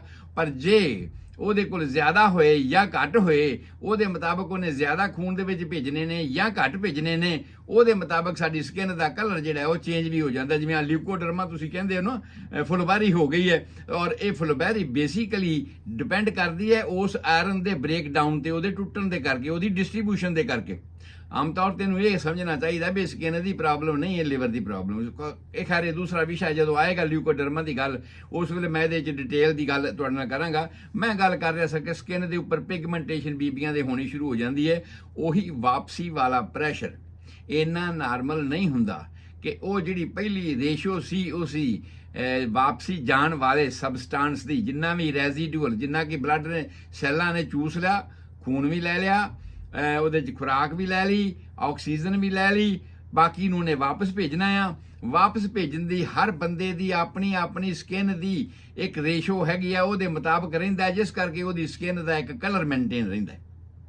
ਔਰ ਇਸੇ ਤਰ੍ਹਾਂ ਹੀ ਜਦੋਂ ਇਸ ਕੰਸੈਂਟਰੇਸ਼ਨ ਦੇ ਵਿੱਚ, ਇਸ ਰੇਸ਼ੋ 'ਚ ਫਰਕ ਪੈ ਜਾਂਦਾ ਹੈ ਤੇ ਉਹ ਮਾਲਪੀਜੀਅਨ ਲੇਅਰ ਦੇ ਵਿੱਚ ਚੇਂਜਸ ਆ ਜਾਂਦੀਆਂ ਨੇ। ਖਾਸ ਤੌਰ ਤੇ ਉਹਨਾਂ ਥਾਵਾਂ ਤੇ ਜਿੱਥੇ ਐਕਸੈਸਿਵ ਸਰਕੂਲੇਸ਼ਨ ਹੈ। ਫੇਸ ਦੇ ਵਿੱਚ ਸਾਡੇ ਬਹੁਤ ਜ਼ਿਆਦਾ ਸਰਕੂਲੇਸ਼ਨ ਹੈਗਾ। ਆਮ ਨਾਲੋਂ ਫੇਸ ਦੇ ਉੱਪਰ ਸੱਟ ਲੱਗ ਜਾਵੇ ਜਾਂ ਲੱਤ ਬਾਂਹ ਤੇ ਸੱਟ ਲੱਗ ਜਾਵੇ, ਫੇਸ ਦੀ ਸੱਟ ਜਿਹੜੀ ਉਹ ਛੇਤੀ ਰਿਕਵਰ ਕਰਦੀ ਹੈ, ਲੱਤ ਬਾਂਹ ਦੀ ਸੱਟ ਨਾਲੋਂ ਜਲਦੀ ਰਿਕਵਰ ਕਰਦੀ। ਕਹਿਣ ਤੋਂ ਭਾਵ ਹੈ ਵੀ ਜਿੰਨਾ ਜ਼ਿਆਦਾ ਸਰਕੂਲੇਸ਼ਨ ਸਪਲਾਈ ਹੁੰਦੀ ਹੈ ਉਨਾ ਹੀ ਜ਼ਿਆਦਾ ਛੇਤੀ ਉਹਦੇ 'ਚ ਰਿਪੇਅਰ ਹੁੰਦੀ ਹੈ। ਔਰ ਉਹਦੇ ਮੁਤਾਬਕ ਹੀ ਉਹਦੇ ਵਿੱਚ ਜੇ ਰੈਜ਼ੀਡੂਅਲ ਰਹਿ ਗਿਆ, ਜੇ ਰੁਕਾਵਟ ਆ ਗਈ, ਜੇ ਉਹ ਕਨਸੈਂਟ੍ਰੇਸ਼ਨ ਰੇਸ਼ੋ ਬਰਾਬਰ ਨਹੀਂ ਰਹੀ ਤੇ ਉਸੇ ਤਰ੍ਹਾਂ ਹੀ ਫਿਰ ਸਿਆਹੀਆਂ ਪੈਣੀਆਂ ਸ਼ੁਰੂ ਹੋ ਜਾਂਦੀਆਂ ਨੇ। ਉਹਦਾ ਮਤਲਬ ਕੀ ਹੈ ਕਿ ਕੁਝ ਨਾ ਕੁਝ ਐਸੀਆਂ ਡੈਫੀਸ਼ੀਐਂਸੀਜ਼ ਹਨ ਜਿਹਦੇ ਕਰਕੇ ਸਾਡੇ ਸਰੀਰ ਦਾ ਉਹ ਮੈਟਾਬੋਲਿਕ ਬੈਲੈਂਸ ਜਿਹੜਾ ਆ ਉਹ ਨਹੀਂ ਰਿਹਾ, ਜਿਸ ਕਰਕੇ ਚਿਹਰੇ ਦੇ ਉੱਪਰ ਬੀਬੀਆਂ ਦੇ ਪ੍ਰੈਗਨੈਂਸੀ ਦੇ ਦੌਰਾਨ ਸਿਆਹੀਆਂ ਪੈਣੀਆਂ ਸ਼ੁਰੂ ਹੋ ਜਾਂਦੀਆਂ ਨੇ। ਔਰ ਆਮ ਤੌਰ ਤੇ ਜੇ ਡਿਲੀਵਰੀ ਹੋ ਜਾਣ ਤੋਂ ਬਾਅਦ ਸਾਰਾ ਕੁਝ ਰਿਕਵਰ ਕਰ ਗਿਆ, ਸਭ ਕੁਝ ਨਾਰਮਲ ਰਹਿ ਗਿਆ ਤੇ ਫਿਰ ਇਹ ਸਿਆਹੀਆਂ ਵੀ ਠੀਕ ਹੋ ਜਾਂਦੀਆਂ ਨੇ। ਅਦਰਵਾਈਜ਼ ਕਈ ਵਾਰ ਬੜੇ ਲੰਬੇ ਸਮੇਂ ਤੱਕ ਰਹਿ ਜਾਂਦੀਆਂ ਨੇ, ਕਿਉਂਕਿ ਉਹ ਜਿਹੜੀ ਡੈਫੀਸ਼ੀਐਂਸੀ, ਉਹ ਜਿਹੜੀ ਕਮੀ ਪੇਸ਼ ਹੋ ਗਈ ਜਾਂ ਉਹ ਰੈਜ਼ੀਡੂਅਲ ਜਿਹੜਾ ਤੁਹਾਡੀ ਸਕਿਨ ਦੇ ਵਿੱਚ ਰੁਕ ਗਿਆ, ਉਹ ਉਸ ਵੇਲੇ ਰਿਕਵਰ ਨਹੀਂ ਹੋਇਆ। ਤੇ ਜੇ ਰਿਕਵਰ ਨਹੀਂ ਹੋਇਆ ਤਾਂ ਉਹ ਫਿਰ ਉਸੇ ਤਰ੍ਹਾਂ ਦੀਆਂ ਸਿਆਹੀਆਂ ਜਿਹੜੀਆਂ ਬਲੈਮਿਸ਼ਸ ਜਿਹਨੂੰ ਅਸੀਂ ਕਹਿੰਦੇ ਆ ਉਹ ਉਹਦੇ ਉੱਪਰ ਪੈ ਰਹਿਣਗੇ। ਔਰ ਉਸ ਬਲੈਮਿਸ਼ਸ ਦੀ ਜਿਹੜੀ ਸਾਨੂੰ ਹਮੇਸ਼ਾ ਮਹਿਸੂਸ ਹੁੰਦਾ ਰਹੇਗਾ। ਔਰ ਇਹਦੇ ਵਾਸਤੇ ਪ੍ਰੋਪਰ ਵੇ ਤੇ ਅਗਰ ਸਾਨੂੰ ਕਰਨਾ ਪਏਗਾ ਟ੍ਰੀਟਮੈਂਟ, ਤਾਂ ਉਹਦਾ ਮਤਲਬ ਇਹੀ ਹੁੰਦਾ ਕਿ ਐਕਸਕ੍ਰੀਸ਼ਨ ਵੀ ਸਾਡਾ ਨਾਰਮਲ ਹੋਵੇ। ਸਾਡੇ ਸਿਸਟਮ ਦੇ ਵਿੱਚ, ਸਾਡੀ ਬਾਡੀ ਦੇ ਵਿੱਚ ਐਕਸਕ੍ਰੀਸ਼ਨ ਦਾ ਇੱਕ ਨਾਰਮਲ ਸਿਸਟਮ ਹੈਗਾ ਕਿ ਨਿਕਾਸ ਦੇ ਰਾਹ ਜਿਹਨੂੰ ਅਸੀਂ ਕਹਿੰਦੇ ਆ, ਉਹ ਨਾਰਮਲ ਚੱਲਦੇ ਹੋਣ। ਉਸ ਤੋਂ ਬਾਅਦ ਜਿਹੜੀ ਉਹਦੀ ਡੈਫੀਸ਼ੀਐਂਸੀ ਵਾਲੀਆਂ ਗੱਲਾਂ ਨੇ ਉਹ ਵੀ ਸਾਡੀਆਂ ਪੂਰੀਆਂ ਹੋਣ, ਸਾਡੀ ਡਾਈਟ ਹੈਲਦੀ ਹੋਵੇ, ਸਾਡੀ ਐਕਸਰਸਾਈਜ਼ ਪੂਰੀ ਹੋਵੇ, ਆਕਸੀਡੇਸ਼ਨ ਨਾਰਮਲ ਹੋਵੇ ਤੇ ਇਹ ਸਾਰਾ ਕੁਝ ਹੋਵੇ। ਸੋ ਚਲੋ ਅੱਜ ਅਸੀਂ ਫਿਰ ਅਗਲੇ ਚੈਪਟਰ ਤੇ ਪਹੁੰਚ ਰਹੇ ਹਾਂ, ਕਿਉਂਕਿ ਬਹੁਤ ਵਾਰਾਂ ਇਹ ਗੱਲਾਂ ਦੁਹਰਾਈਆਂ ਗਈਆਂ। ਮੈਂ ਸਮਝਦਾ ਜਿੰਨੇ ਵੀ ਮੇਰੇ ਵੀਰ ਭੈਣ ਅੱਜ ਕੱਲ੍ਹ ਇਸ ਪ੍ਰੋਗਰਾਮਾਂ ਨੂੰ ਸੁਣ ਰਹੇ ਨੇ ਉਹਨਾਂ ਨੂੰ ਵੈਸੇ ਹੀ ਯਾਦ ਹੋ ਗਿਆ ਹੋਏਗਾ ਕਿ ਮੈਂ ਕੀ ਕਹਿ ਰਿਹਾ ਹਾਂ, ਕਿਸ ਤਰ੍ਹਾਂ ਕਹਿ ਰਿਹਾ ਹਾਂ। ਸੋ ਅਗਲਾ ਸਾਡਾ ਜਿਹੜਾ ਚੈਪਟਰ ਸੀਗਾ ਉਹ ਇਹ ਸੀ ਲੇਬਰ ਦਾ। ਡਿਵੈਲਪਮੈਂਟ ਹੋ ਗਈ ਪ੍ਰੈਗਨੈਂਸੀ ਦੀ, ਬੱਚੇ ਦੀਆਂ ਚੇਂਜਸ ਆ ਗਈਆਂ, ਮਾਂ ਦੇ ਸਰੀਰ ਦੀਆਂ ਚੇਂਜਸ ਆ ਗਈਆਂ ਪ੍ਰੈਗਨੈਂਸੀ ਦੇ ਦੌਰਾਨ। ਜਿਹੜਾ ਪਲੈਸੈਂਟਾ ਪ੍ਰੀਵੀਆ, ਜਿਹੜਾ ਕਿ ਕਈ ਥਾਵਾਂ ਤੇ ਬੱਚੇ ਦੀ ਐਡਜਸਟਮੈਂਟ ਮਾਂ ਦੇ ਪੇਟ ਵਿੱਚ ਗਲਤ ਹੁੰਦੀ ਹੈ, ਉਹਦੇ ਬਾਰੇ ਮੈਂ ਡਿਸਕ੍ਰਿਪਸ਼ਨ ਤੁਹਾਡੇ ਨਾਲ ਕਰ ਚੁੱਕਿਆ ਹਾਂ ਕਿ ਕੀ ਹਾਲਾਤ ਉਸ ਸਮੇਂ ਵਾਪਰ ਸਕਦੇ ਨੇ, ਕਿਉਂ ਐਸਾ ਹੁੰਦਾ ਹੈਗਾ ਤੇ ਉਹਦੀਆਂ ਨਿਸ਼ਾਨੀਆਂ ਕੀ ਹੁੰਦੀਆਂ ਨੇ। ਇਹ ਡਿਟੇਲ ਮੈਂ ਤੁਹਾਡੇ ਨਾਲ ਸਾਂਝੀ ਕਰ ਚੁੱਕਿਆ ਹਾਂ। ਹੁਣ ਅੱਗੇ ਤੁਰਦੇ ਹਾਂ ਕਿ ਹੁਣ ਉਹ ਸਮਾਂ ਆ ਗਿਆ ਜਦ ਇੱਕ ਮਾਂ ਨੇ ਆਪਾਂ ਅਸੀਂ ਸਮਝਦੇ ਹਾਂ ਨਾ ਕਿ ਅੱਜ ਬੱਚਾ ਜੰਮਿਆ। ਬੇਸਿਕਲੀ ਅੱਜ ਤੇ ਨਹੀਂ ਨਾ ਜੰਮਿਆ, ਇਹ ਤੇ ਅੱਜ ਤੋਂ 280 ਦਿਨ ਪਹਿਲਾਂ ਜੰਮ ਚੁੱਕਿਆ ਹੈ। ਸਾਡੇ ਸਾਹਮਣੇ ਇਹ ਅੱਜ ਆਇਆ। ਮਿਸਾਲ ਦੇ ਤੌਰ ਤੇ ਇੱਕ ਫਿੰਸੀ ਨਿਕਲਦੀ ਹੈ ਨਾ, ਤੇ ਅਸੀਂ ਡਾਕਟਰ ਕੋਲ ਜਾਂਦੇ ਹਾਂ ਤੇ ਡਾਕਟਰ ਨੂੰ ਕਹਿੰਦੇ ਡਾਕਟਰ ਜੀ ਆ ਤਾਂ 2-3 ਦਿਨ ਹੋ ਗਏ ਨੇ, ਫਿੰਸੀ ਜੀ ਨਿਕਲੀ ਹੈ, ਖਾਰਸ਼ ਇਹਦੇ ਤੇ ਹੋ ਰਹੀ ਹੈ। ਅਸਲ ਵਿੱਚ ਜੋ ਕੁਦਰਤ ਦਾ ਨਿਯਮ ਹੈ, ਜੋ ਫਿਜ਼ੀਓਲੋਜੀ ਹੈ ਇਸ ਗੱਲ ਦੀ, ਜੇ ਉਹ ਇਹਦੀ ਬਣਤਰ ਵਿੱਚ ਬਣਾਉਣ ਵਾਲੀ ਹੈਗੀ ਹੈ, ਉਹ ਇਸ ਤੋਂ ਬਹੁਤ ਪਹਿਲਾਂ ਸ਼ੁਰੂ ਹੋ ਚੁੱਕੀ ਹੈ। ਕਿਵੇਂ ਸ਼ੁਰੂ ਹੋ ਚੁੱਕੀ ਹੈ ਕਿ ਸਰੀਰ ਦੇ ਨਿਕਾਸ ਰਾਹਾਂ ਦੇ ਰਾਹੀਂ ਜਿੰਨਾ ਗਾਰਬੇਜ ਬਣਿਆ ਤੁਹਾਡੇ ਸਰੀਰ ਦਾ, ਟੱਟੀ ਰਸਤੇ, ਪਿਸ਼ਾਬ ਦੇ ਰਸਤੇ, ਸਾਹ ਦੇ ਰਸਤੇ, ਪਸੀਨੇ ਦੇ ਰਸਤੇ, ਇਹ ਨਿਕਲਦਾ ਰਹਿੰਦਾ ਆ। ਪਰ ਜੇ ਕਿਤੇ ਰੁਕ ਗਿਆ, ਵਾਧੂ ਗਾਰਬੇਜ, ਕੁਦਰਤ ਕੀ ਕਰਦੀ, ਜਿਵੇਂ ਆਮ ਸਾਡੇ ਕੋਲ ਫਾਲਤੂ ਸਮਾਨ ਹੋਵੇ ਨਾ ਘਰ ਦੇ ਵਿੱਚ ਤਾਂ ਅਸੀਂ ਸਟੋਰੇਜ 'ਚ ਰੱਖਦੇ ਨੇ, ਯਾਰ ਇਹਦੀ ਲੋੜ ਨਹੀਂ ਹੈਗੀ, ਇਹਨੂੰ ਬਾਅਦ 'ਚ ਦੇਖਾਂਗੇ। ਔਰ ਉਹ ਜਿਹੜਾ ਫਾਲਤੂ ਪਿਆ ਹੋਇਆ ਸਮਾਨ ਹੈ, ਇਸੇ ਤਰ੍ਹਾਂ ਦਾ ਜਿਹੜਾ ਸਾਡਾ ਸਟੋਰੇਜ ਦਾ ਕਮਰਾ ਆ ਉਹਦੇ ਵਿੱਚ ਪਿਆ ਰਹਿੰਦਾ ਹੈ। ਤੇ ਸਕਿਨ ਜਿਹੜੀ ਹੈ ਸਾਰੇ ਬਾਕੀ ਅੰਗਾਂ ਨਾਲੋਂ, ਜੀਵਨ ਨੂੰ ਚੱਲਦਾ ਰੱਖਣ ਵਾਸਤੇ ਬਾਕੀ ਸਾਰੇ ਅੰਗਾਂ ਨਾਲੋਂ ਸਕਿਨ ਸਾਡੀ ਸਭ ਤੋਂ ਜ਼ਿਆਦਾ ਇੰਪੋਰਟੈਂਟ ਅੰਗ ਹੈ। ਔਰ ਸਭ ਤੋਂ ਇੰਪੋਰਟੈਂਟ ਅੰਗ ਸਭ ਤੋਂ ਘੱਟ ਇੰਪੋਰਟੈਂਟ ਅੰਗ ਹੈ ਹਾਰਟ, ਲਿਵਰ, ਲੰਗ, ਕਿਡਨੀ। ਇਹ ਬਹੁਤ ਜ਼ਿਆਦਾ ਇੰਪੋਰਟੈਂਟ ਨੇ ਸਕਿਨ ਨਾਲੋਂ। ਕੰਪੈਰੀਟਿਵ ਅਸੀਂ ਗੱਲ ਕਰ ਰਹੇ ਹਾਂ ਕਿ ਸਕਿਨ ਉਹਨਾਂ ਨਾਲੋਂ ਘੱਟ ਇੰਪੋਰਟੈਂਟ ਹੈਗੀ ਹੈ। ਤੇ ਅਸੀਂ ਇਹਨੂੰ ਸਟੋਰੇਜ ਸਮਝ ਲੈਂਦੇ ਹਾਂ ਕਿ ਫਾਲਤੂ ਸਮਾਨ ਅੰਦਰ ਦਾ ਗਾਰਬੇਜ ਜਿਹੜਾ ਰੁਕ ਗਿਆ ਇਹਦੇ ਤੇ ਸੁੱਟ ਦਿਓ। ਫਿੰਸੀਆਂ ਹੋ ਜਾਣ, ਰਿੰਗ ਵਰਮ ਹੋ ਜਾਣ, ਜਾਂ ਕਿਸੇ ਤਰ੍ਹਾਂ ਦਾ ਐਗਜ਼ੀਮਾ ਹੋ ਗਿਆ, ਕਿਉਂਕਿ ਬਹੁਤ ਸਾਰੇ ਨਾਂ ਅਸੀਂ ਹੈ ਤਾਂ ਸਕਿਨ ਹੀ ਪ੍ਰੋਬਲਮ, ਉਹਦੀ ਪਿਛਲੀ ਫਿਜ਼ੀਓਲੋਜੀ ਤੇ ਉਹੀ ਹੈ, ਉਹਦਾ ਜਿਹੜਾ ਪੈਥੋਲੋਜੀਕਲ ਚੱਲਣ ਹੈ ਵਿਗੜਿਆ ਉਹ ਤਾਂ ਉਹੀ ਹੈ। ਪਰ ਅਸੀਂ ਸਮਝਦੇ ਹਾਂ ਕਿ ਇਹ ਅੱਜ ਹੀ ਫਿੰਸੀ ਹੋਈ ਹੈ। ਕੁਦਰਤ ਦਾ ਨਿਯਮ ਹੈ ਕਿ ਉਹ ਫਾਲਤੂ ਸਮਾਨ ਨੂੰ, ਫਾਲਤੂ ਗਾਰਬੇਜ ਨੂੰ ਸਕਿਨ ਦੇ ਉੱਪਰ ਰੱਖ ਦਿੰਦੀ ਵੀ ਇਹਦੇ ਨਾਲ ਬਾਅਦ ਚ ਨਿਬੜ ਲਵਾਂਗੇ।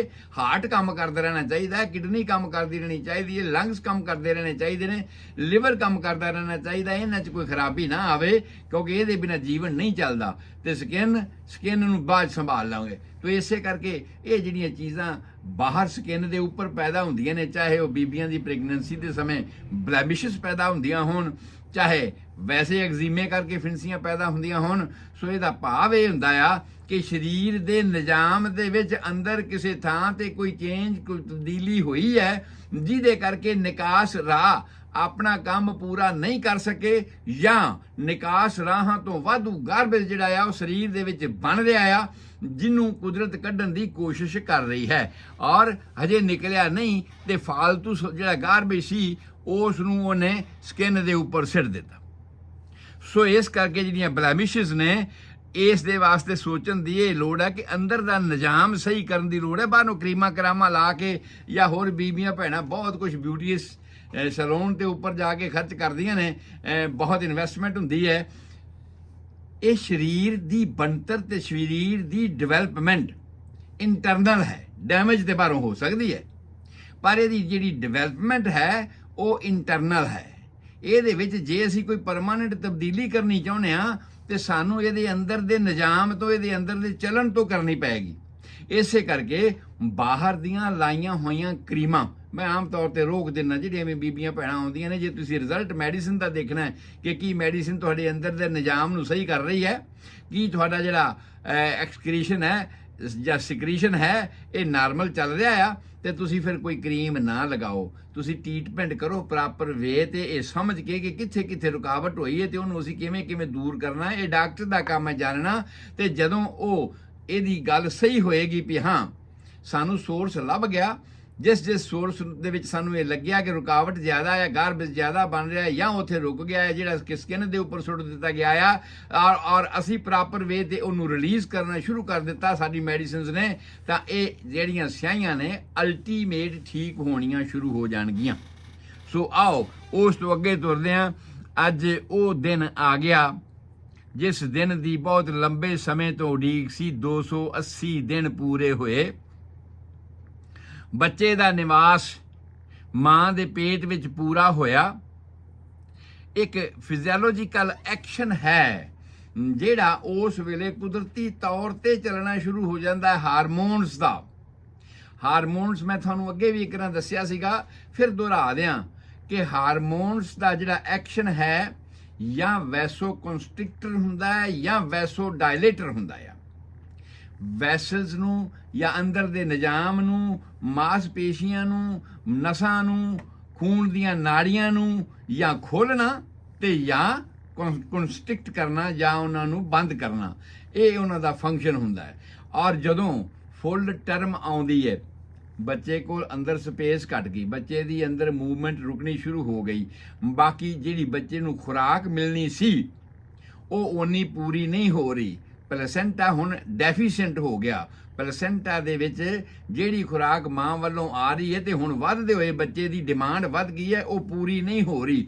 ਇਸ ਤਰ੍ਹਾਂ ਦੇ ਬਹੁਤ ਸਾਰੇ ਹੋਰ ਕਾਰਨ ਹਨ ਜਿਨ੍ਹਾਂ ਦੇ ਕਰਕੇ ਇੱਕ ਨਵੀਂ ਤਰ੍ਹਾਂ ਦਾ ਹਾਰਮੋਨਸ ਪੈਦਾ ਹੋਣਾ ਸ਼ੁਰੂ ਹੋ ਜਾਂਦੇ ਨੇ, ਜਿਹਨੂੰ ਅਸੀਂ ਪਿਚਰੋਟੀ ਕਹਿੰਦੇ ਆ, ਕੰਸਟ੍ਰਿਕਸ਼ਨ ਪੈਦਾ ਕਰਨ ਵਾਲਾ, ਘੁੱਟਣ ਪੈਦਾ ਕਰਨ ਵਾਲਾ।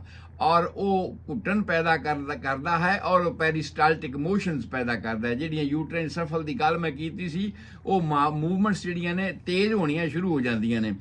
ਖੁਰਾਕ ਪੂਰੀ ਨਹੀਂ ਹੋ ਰਹੀ ਤੇ ਅਲਟੀਮੇਟ ਫਿਰ ਅਸੀਂ ਦੇਖਦੇ ਹਾਂ ਨਾ ਮਾਈਗ੍ਰੇਸ਼ਨ ਹੁੰਦੀ ਹੈ ਨਾ, ਤੁਸੀਂ ਦੇਖਦੇ ਹੋ ਇੰਡੀਆ ਤੋਂ ਸਾਰੇ ਲੋਕ ਅਸੀਂ ਆਏ ਆ ਇਧਰਲੇ ਪਾਸੇ, ਜਦੋਂ ਉੱਥੇ ਕੋਈ ਕਮੀਆਂ ਪੇਸ਼ੀਆਂ ਲੱਗਦੀਆਂ ਨੇ ਜਾਂ ਅਸੀਂ ਕੋਈ ਤਰੱਕੀ ਕਰਨਾ ਚਾਹੁੰਦੇ ਹਾਂ, ਕਿਸੇ ਅਗਲੇ ਪਾਸੇ ਜਾਣਾ ਚਾਹੁੰਦੇ ਤੇ ਕਿਸੇ ਹੋਰ ਦੇਸ਼ਾਂ ਦੀ ਉਡਾਰੀ ਮਾਰਨੇ ਆ।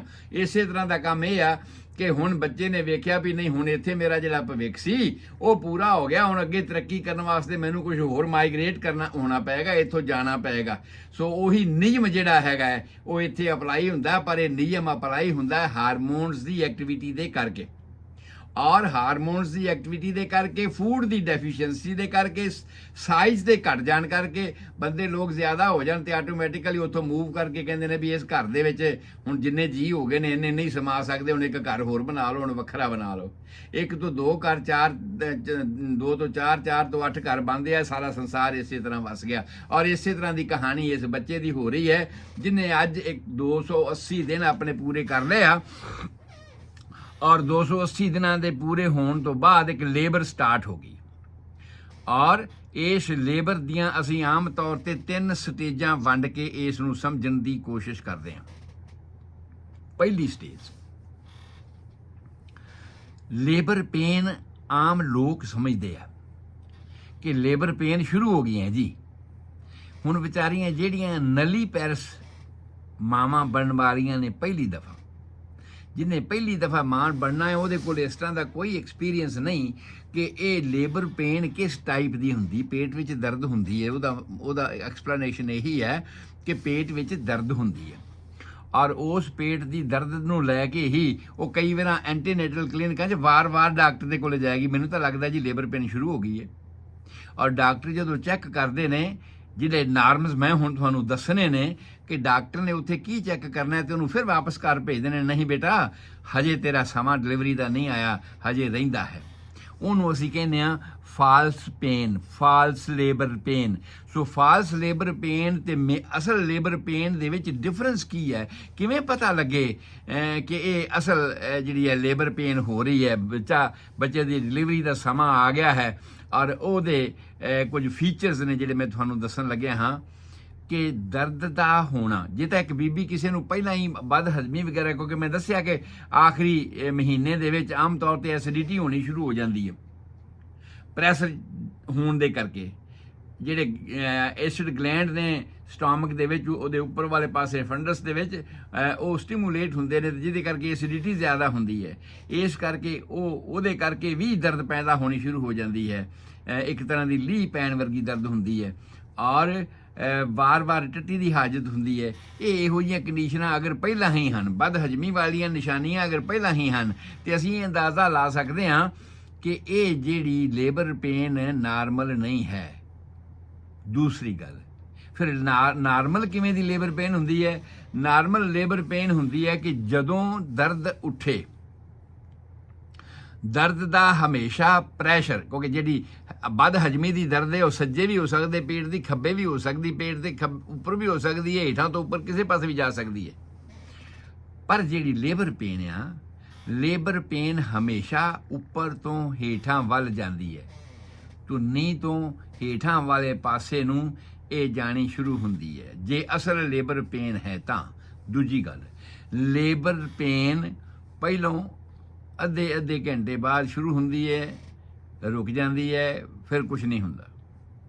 ਜੇ ਐਸਿਡਿਟੀ ਦੇ ਕਰਕੇ ਹੋਈ ਤੇ ਉਹਨੇ ਲਗਾਤਾਰ ਦਰਦ ਹੋਈ ਜਾਣਾ, ਲੀ ਪਈ ਜਾਣੀ ਹੈ।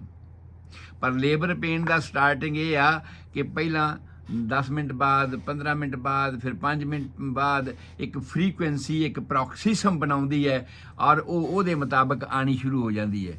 ਭਾਵ ਕੀ ਹੋਇਆ ਕਿ ਦਰਦ ਤੇ ਹੁੰਦੀ ਹੈ, ਦਰਦ ਉਹ ਰੈਗੂਲਰ ਦਰਦ ਸੀ, ਇਹ ਰੁਕ ਰੁਕ ਕੇ ਆ ਰਹੀ ਹੈ ਔਰ ਰੁਕ ਰੁਕ ਕੇ ਵੀ ਇਸ ਤਰ੍ਹਾਂ ਆਉਂਦੀ ਹੈ ਕਿ ਪਹਿਲਾਂ ਉਹਦਾ ਵਕਫਾ ਜ਼ਿਆਦਾ ਸੀਗਾ, ਵਕਫਾ ਘਟਣ ਲੱਗਦਾ ਹੈ। ਉਹਦਾ ਡਿਊਰੇਸ਼ਨ ਘੱਟ ਸੀਗਾ, ਉਹਦਾ ਡਿਊਰੇਸ਼ਨ ਵਧਣ ਲੱਗਦਾ ਹੈ। ਪਹਿਲਾਂ ਕੁਝ ਸਕਿੰਟਾਂ ਦੀ ਹੁੰਦੀ ਹੈ, ਅਲਟੀਮੇਟਲੀ ਉਹ ਅੱਧੇ ਮਿੰਟ ਤੱਕ ਪਹੁੰਚਣੀ ਸ਼ੁਰੂ ਹੋ ਜਾਂਦੀ ਹੈ ਤੇ ਜਦੋਂ ਲੇਬਰ ਹੋਣ ਵਾਲੀ ਹੁੰਦੀ ਹੈ, ਆਖਰੀ 3rd ਸਟੇਜ ਵਿੱਚ ਪਹੁੰਚਦੀ ਹੈ, ਉਸ ਵੇਲੇ ਇਹ ਜਿਹੜੀ 1.5 ਮਿੰਟ ਤੱਕ ਵੀ ਰਹਿ ਜਾਂਦੀ ਹੈ ਔਰ ਹਰ 5-5 ਮਿੰਟ ਬਾਅਦ, ਹਰ 2-2, 3-3 ਮਿੰਟ ਬਾਅਦ ਇਹ ਦਰਦ ਹੋਣੀ ਸ਼ੁਰੂ ਹੋ ਜਾਂਦੀ ਹੈ ਔਰ ਦਰਦ ਦਾ ਕੰਸਟ੍ਰਿਕਸ਼ਨ ਨਾਲ ਸੰਬੰਧ ਹੈ ਕਿ ਉੱਪਰੋਂ ਪੇਟ ਲੱਗਦਾ ਜਿਵੇਂ ਘੁੱਟਿਆ ਗਿਆ, ਹੇਠਾਂ ਨੂੰ ਪ੍ਰੈਸ਼ਰ ਪੈ ਰਿਹਾ। ਹੇਠਾਂ ਨੂੰ ਜਿਹੜਾ ਪ੍ਰੈਸ਼ਰ ਪੈ ਰਿਹਾ ਹੈ ਅਸੀਂ ਉਹਨੂੰ ਕਹਿੰਦੇ ਹਾਂ ਸ਼ੋ, SHOW, ਸ਼ੋ, ਵਿਖਾਵਾ। ਵੈਜਾਈਨਲ ਏਰੀਏ ਦੇ ਵਿੱਚ ਐਂ ਲੱਗਦਾ ਹੈ ਜਿਵੇਂ ਹੇਠਾਂ ਵਾਲੇ ਪਾਸੇ ਪ੍ਰੈਸ਼ਰ ਪੈ ਰਿਹਾ ਤੇ ਕੁਝ ਬਾਹਰ ਨੂੰ ਆ ਰਿਹਾ। This is what the feeling. ਉਸ ਵਾਲੀ ਕੰਡੀਸ਼ਨ ਦੇ ਵਿੱਚ ਕਈ ਵਾਰ ਬੀਬੀਆਂ ਭੈਣਾਂ ਵਾਰ-ਵਾਰ ਟਾਇਲਟ 'ਚ ਜਾਂਦੀਆਂ ਨੇ, ਵਾਰ-ਵਾਰ ਉਹਨਾਂ ਨੂੰ ਲੱਗਦਾ ਵੀ ਸ਼ਾਇਦ ਮੈਨੂੰ ਟੱਟੀ ਆਊਗੀ, ਹਾਜਤ ਹੋ ਰਹੀ ਹੈ। ਸੋ ਇਹ ਸ਼ੋ ਉਸ ਦਰਦ ਦੇ ਨਾਲ ਸੰਬੰਧਿਤ ਹੋਣਾ ਚਾਹੀਦਾ ਹੈਗਾ। ਤੀਸਰਾ, ਜਦੋਂ ਦਰਦ ਉੱਠੇ, ਵੈਸੇ ਤਾਂ ਪੇਟ ਨਾਰਮਲ ਹੈ, ਸਾਨੂੰ ਦਿਸ ਰਿਹਾ ਕਿ ਬੱਚਾ ਘੁੰਮ ਰਿਹਾ ਹੈ, ਔਰ ਉਸ ਵੇਲੇ ਬੱਚੇ ਦੀ ਮੂਵਮੈਂਟ ਵੀ ਸਲੋ ਹੋ ਜਾਂਦੀ ਹੈ, ਪਲਪੀਟੇਸ਼ਨ ਵੱਧ ਜਾਂਦਾ ਬੱਚੇ ਦਾ, ਬੱਚੇ ਦੀ ਹਾਰਟ ਬੀਟ ਜਿਹੜੀ ਉਹ ਵੱਧ ਜਾਂਦੀ ਹੈ, ਪਰ ਬੱਚੇ ਦੀ ਮੂਵਮੈਂਟ ਘਟ ਜਾਂਦੀ ਹੈ। ਕਿਉਂ? ਕਿਉਂਕਿ ਏਰੀਆ ਤਾਂ ਉਹਦੇ ਕੋਲ ਹੁਣ ਵੈਸੇ ਹੀ ਘਟ ਗਿਆ ਸੀਗਾ ਜਿੰਨਾ ਉਹਨੂੰ ਚਾਹੀਦਾ ਸੀਗਾ, ਇਸੇ ਕਰਕੇ ਤਾਂ ਲੇਬਰ ਪੇਨ ਸਟਾਰਟ ਹੋਈ ਹੈ। ਤੇ ਹੁਣ ਜਦੋਂ ਉੱਤੋਂ ਕੰਟ੍ਰਿਕਸ਼ਨ ਹੋ ਗਈ, ਯੂਟਰਸ ਜਿਹੜੀ ਉੱਤੋਂ ਘੁੱਟੀ ਜਾ ਰਹੀ ਹੈ ਹਾਰਮੋਨਸ ਦੇ ਇਫੈਕਟ ਵਿੱਚ, ਔਰ ਉਹਦੇ ਕਰਕੇ ਉਹਦੀ ਸਪੇਸ ਹੋਰ ਘਟ ਗਈ। ਜਦੋਂ ਉਹਦੀ ਹੋਰ ਸਪੇਸ ਘਟ ਗਈ ਤੇ ਉਹ ਜਿਹੜੀ ਯੂਟਰਸ ਅਸੀਂ ਮੈਜਰ ਕਰਦੇ ਹਾਂ ਹੱਥ ਦੇ ਨਾਲ ਵੇਖ ਕੇ, ਟੱਚ ਕਰਕੇ ਵੇਖਦੇ ਹਾਂ ਕਿ ਕਿਸ ਲੈਵਲ ਤੇ ਫੰਡਸ ਹੈ ਯੂਟਰਸ ਦਾ, ਉਹ ਹਾਰਡ ਹੋ ਜਾਂਦਾ ਹੈ। ਆਮ ਤੌਰ ਤੇ ਅਸੀਂ ਪ੍ਰੈਗਨੈਂਟ ਔਰਤ ਦੇ ਪੇਟ ਨੂੰ ਹੱਥ ਲਾ ਕੇ ਵੇਖਦੇ ਹਾਂ ਤੇ ਉਹ ਸਾਨੂੰ ਸਾਫਟ ਦਿਖਾਈ ਦਿੰਦਾ ਹੈ, ਪਰ ਇੱਕ ਬਾਰਡਰ ਵੱਖਰਾ ਬਣਿਆ ਦਿਖਾਈ ਦਿੰਦਾ ਹੈ ਕਿ ਆਹ ਸਾਡਾ ਪੇਟ ਦਾ ਮਾਸ ਹੈ ਔਰ ਇਹ ਅੰਦਰ ਯੂਟਰਸ ਦਾ ਮਾਸ ਹੈ ਜਿਹੜਾ ਪੇਟ ਦੇ ਵਿੱਚ ਉੱਪਰ ਚੜ ਕੇ ਆਇਆ ਹੋਇਆ ਹੈ। ਪਰ ਜਦੋਂ ਲੇਬਰ ਪੇਨ ਸਟਾਰਟ ਹੁੰਦੀ, ਮੈਂ ਇਹ ਦੱਸ ਰਿਹਾ ਹਾਂ ਕਿ ਲੇਬਰ ਪੇਨ, ਅਸਲ ਲੇਬਰ ਪੇਨ ਕਿਹੜੀਆਂ ਨੇ ਔਰ ਜਿਹੜੀਆਂ ਲੇਬਰ ਪੇਨ ਜਿਹੜੀਆਂ ਫਾਲਸ ਲੇਬਰ ਪੇਨ ਨੇ, ਉਹਨਾਂ 'ਚ ਡਿਫਰੈਂਸ ਕੀ ਹੋਏਗਾ।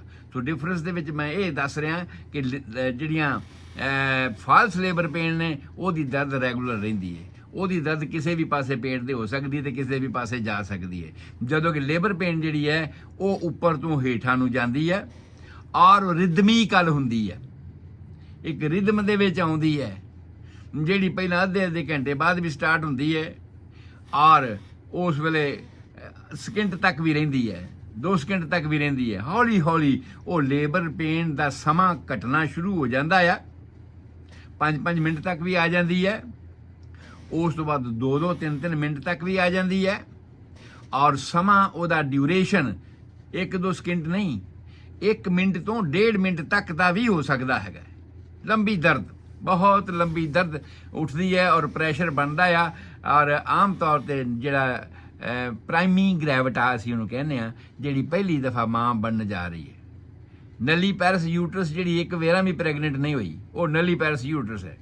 ਪ੍ਰਾਇਮੀ ਗ੍ਰੈਵਿਡਾ ਪਹਿਲੀ ਦਫਾ ਪ੍ਰੈਗਨੈਂਟ ਹੋਈ ਹੈ ਤੇ ਡਿਲੀਵਰੀ ਉਹਦੀ ਹੋ ਰਹੀ ਹੈ, ਉਹਨੂੰ ਇਹਨਾਂ ਗੱਲਾਂ ਦਾ ਗਿਆਨ ਨਹੀਂ ਹੈ ਔਰ ਉਹਨਾਂ ਗੱਲਾਂ ਦਾ ਗਿਆਨ ਨਾ ਹੋਣ ਕਰਕੇ ਗੱਲਾਂ ਉਹਦੇ ਵਾਸਤੇ ਜਾਣਨੀਆਂ ਜ਼ਰੂਰੀ ਹੈ ਕਿ ਜੇ ਅਸਲ ਲੇਬਰ ਪੇਨ ਹੋ ਰਹੀ ਹੋਊਗੀ, ਕਿਉਂਕਿ ਰੋਜ਼ਾਨਾ ਹੀ ਤਾਂ ਬੱਚੇ ਹੋ ਰਹੇ ਨੇ, ਰੋਜ਼ਾਨਾ ਹੀ ਤਾਂ ਜਨਰੇਸ਼ਨ ਵੱਧ ਰਹੀ ਹੈ ਨਾ, ਤੇ ਜਿਨ੍ਹਾਂ ਦੀ ਅੱਜ ਦੀ ਲੋੜ ਹੈ ਉਹ ਇਸ ਗੱਲ ਨੂੰ ਧਿਆਨ ਨਾਲ ਸੁਣਨ ਕਿ ਜੇ ਫਾਲਸ ਲੇਬਰ ਪੇਨ ਹੋਣਗੀਆਂ ਤੇ ਉਹਦੀਆਂ ਕੀ ਨਿਸ਼ਾਨੀਆਂ ਨੇ, ਤੇ ਜੇ ਅਸਲ ਲੇਬਰ ਪੇਨ ਹੋਣਗੀਆਂ ਤੇ ਉਹਦੀਆਂ ਕੀ ਨਿਸ਼ਾਨੀਆਂ ਹੋਣਗੀਆਂ।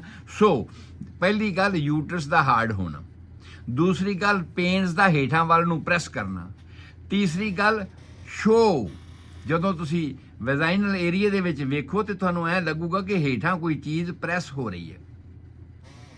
ਉਸ ਤੋਂ ਬਾਅਦ ਜਿਹੜਾ ਯੂਟਰਸ ਦੀ ਓਸ ਹੈ, ਸਰਵਿਕਸ ਜਿਹੜੀ ਹੇਠਾਂ ਲਟਕ ਕੇ ਆ ਗਈ ਵੈਜਾਈਨਲ ਏਰੀਆ ਦੇ ਵਿੱਚ, ਉਹ ਡਾਇਲਾਟੇਸ਼ਨ ਹੋਣਾ ਸ਼ੁਰੂ ਹੋ ਜਾਂਦਾ ਹੈ। ਪਹਿਲਾਂ ਉਹ ਲੂਜ਼ ਹੋ ਜਾਂਦੀ, ਲਟਕਦੀ ਇਸ ਤਰ੍ਹਾਂ ਉਸ ਸਮੇਂ ਦੇ ਵਿੱਚ ਜਦੋਂ ਪ੍ਰੈਗਨੈਂਸੀ ਡਿਲੀਵਰੀ ਦਾ ਟਾਈਮ ਹੁੰਦਾ ਆ, ਔਰ ਉਸ ਤੋਂ ਬਾਅਦ ਉਹ ਟਾਈਟ ਹੋਣੀ ਸ਼ੁਰੂ ਹੋ ਜਾਂਦੀ ਹੈ ਔਰ ਉਹਦਾ ਜਿਹੜਾ ਮੂੰਹ ਹੈ ਉਹ ਖੁੱਲਣਾ ਸ਼ੁਰੂ ਹੋ ਜਾਂਦਾ ਹੈ ਔਰ ਮੂੰਹ ਖੁੱਲਦਾ ਹੈ ਤੇ ਉਹਦੇ ਵਿੱਚ ਇੱਕ ਪੁਕਾਨਾ ਜਿਹਾ ਬਾਹਰ ਆਣਾ ਸਾਨੂੰ ਦਿਖਾਈ ਦਿੰਦਾ ਹਰੇਕ ਦਰਦ ਦੇ ਵਿੱਚ।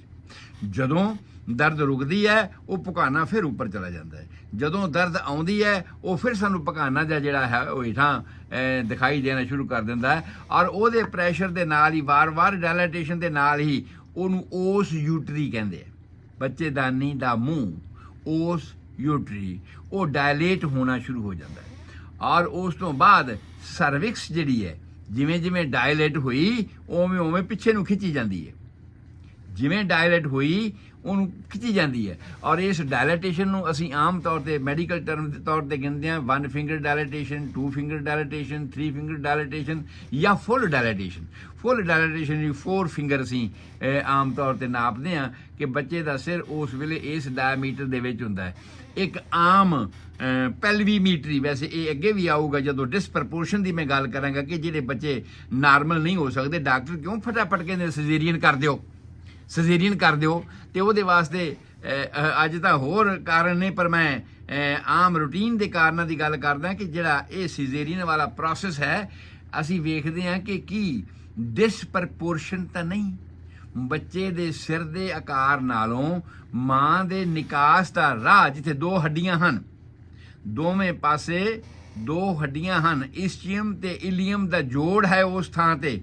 ਪਿਊਬਸ ਬਿਲਕੁਲ ਉੱਪਰ ਵਾਲੇ ਪਾਸੇ ਹੈ, ਪਿਊਬਸ ਦਾ ਕੋਈ ਹਿੱਸਾ ਨਹੀਂ ਹੈਗਾ, ਪਰ ਪਿਊਬਸ ਵਾਲੇ ਥਾਂ ਤੇ ਅਗਰ ਤੁਹਾਡਾ ਫਿਸਟ, ਤੁਹਾਡਾ ਹੱਥ ਦੀ ਮੁੱਠ ਬੰਨੀ ਹੋਈ ਉਹਨਾਂ ਦੋ ਹੱਡੀਆਂ ਦੇ ਵਿਚਕਾਰ ਆ ਸਕਦੀ ਹੈ, ਤੇ ਅਸੀਂ ਉਹਨੂੰ ਕਹਿੰਦੇ ਸਾਂ ਨਾਰਮਲ ਪਲਵੀਮੀਟਰੀ ਹੈ। ਪੈਲਵਿਕ ਨਾਰਮਲ ਹੈਗੀ ਹੈ, ਇਹ ਲੇਡੀ ਨਾਰਮਲ ਡਿਲੀਵਰੀ ਕਰ ਸਕਦੀ ਹੈ, ਹੋ ਸਕਦੀ ਹੈ ਜੀ। ਪਰ ਜੇ ਐਸਾ ਨਹੀਂ ਸੀ ਹੁੰਦਾ, ਕਈਆਂ ਨੂੰ ਵਿਚਾਰੀਆਂ ਨੂੰ ਬਚਪਨ 'ਚ ਪੋਲੀਓ ਹੋ ਗਿਆ ਹੋਵੇ ਜਾਂ ਉਹਦੇ 'ਚ ਚੇਂਜਸ ਆ ਗਈਆਂ ਹੋਣ ਜਾਂ ਕੁਝ ਹੋਰ ਬਿਮਾਰੀ ਹੋ ਗਈ ਹੋਵੇ, ਉਸ ਹਾਲਾਤ ਦੇ ਵਿੱਚ ਕਿਤੇ ਬਾਅਦ 'ਚ ਫ੍ਰੈਕਚਰ ਹੋਇਆ ਸੀਗਾ, ਉਹ ਜੋੜ ਸਹੀ ਨਹੀਂ ਲੱਗਿਆ ਤੇ ਉਹ ਪੈਲਵੀਮੀਟਰੀ ਨਾਰਮਲ ਨਹੀਂ ਆਈ, ਉਹ ਜਿਹੜਾ ਨਿਕਾਸ ਦਾ ਰਾਹ ਹੈ ਉਹਦੇ 'ਚ ਕੋਈ ਫਰਕ ਪੈ ਗਿਆ, ਉਸ ਹਾਲਾਤ ਵਿੱਚ ਵੀ ਅਸੀਂ ਪਹਿਲਾਂ ਜੱਜ ਕਰਕੇ ਐਂਟੀਨੇਟਲ ਕਲੀਨਿਕਾਂ ਦੇ ਵਿੱਚ ਇਹ ਦੇਖ ਲੈਂਦੇ ਹਾਂ ਕਿ ਡਿਲੀਵਰੀ ਨਾਰਮਲ ਹੋ ਸਕਦੀ ਕਿ ਨਹੀਂ ਹੋ ਸਕਦੀ। ਸੋ ਮੈਂ ਕਹਿ ਰਿਹਾ ਹਾਂ ਕਿ ਉਸ ਵੇਲੇ ਸਰਵਿਕਸ ਉੱਪਰ ਜਾਣੀ ਸ਼ੁਰੂ ਕਰ ਦਿੰਦੀ ਹੈ, ਔਰ ਸਰਵਿਕਸ ਉੱਪਰ ਜਾਂਦੀ ਹੈ, ਡਾਇਲੇਟੇਸ਼ਨ ਹੋਣਾ ਸ਼ੁਰੂ ਹੋ ਜਾਂਦਾ ਹੈ, ਔਰ ਉਹਦੇ ਅੰਦਰ ਇੱਕ ਭੁਗਾਨਾ ਜਾਂ ਬਲਜਿੰਗ ਆਊਟ ਨੂੰ ਅਸੀਂ ਕਹਿੰਦੇ ਆ 4 ਵਾਟਰ ਬੈਗ, ਉਹ ਆਣਾ ਸ਼ੁਰੂ ਹੋ ਜਾਂਦਾ ਹੈ।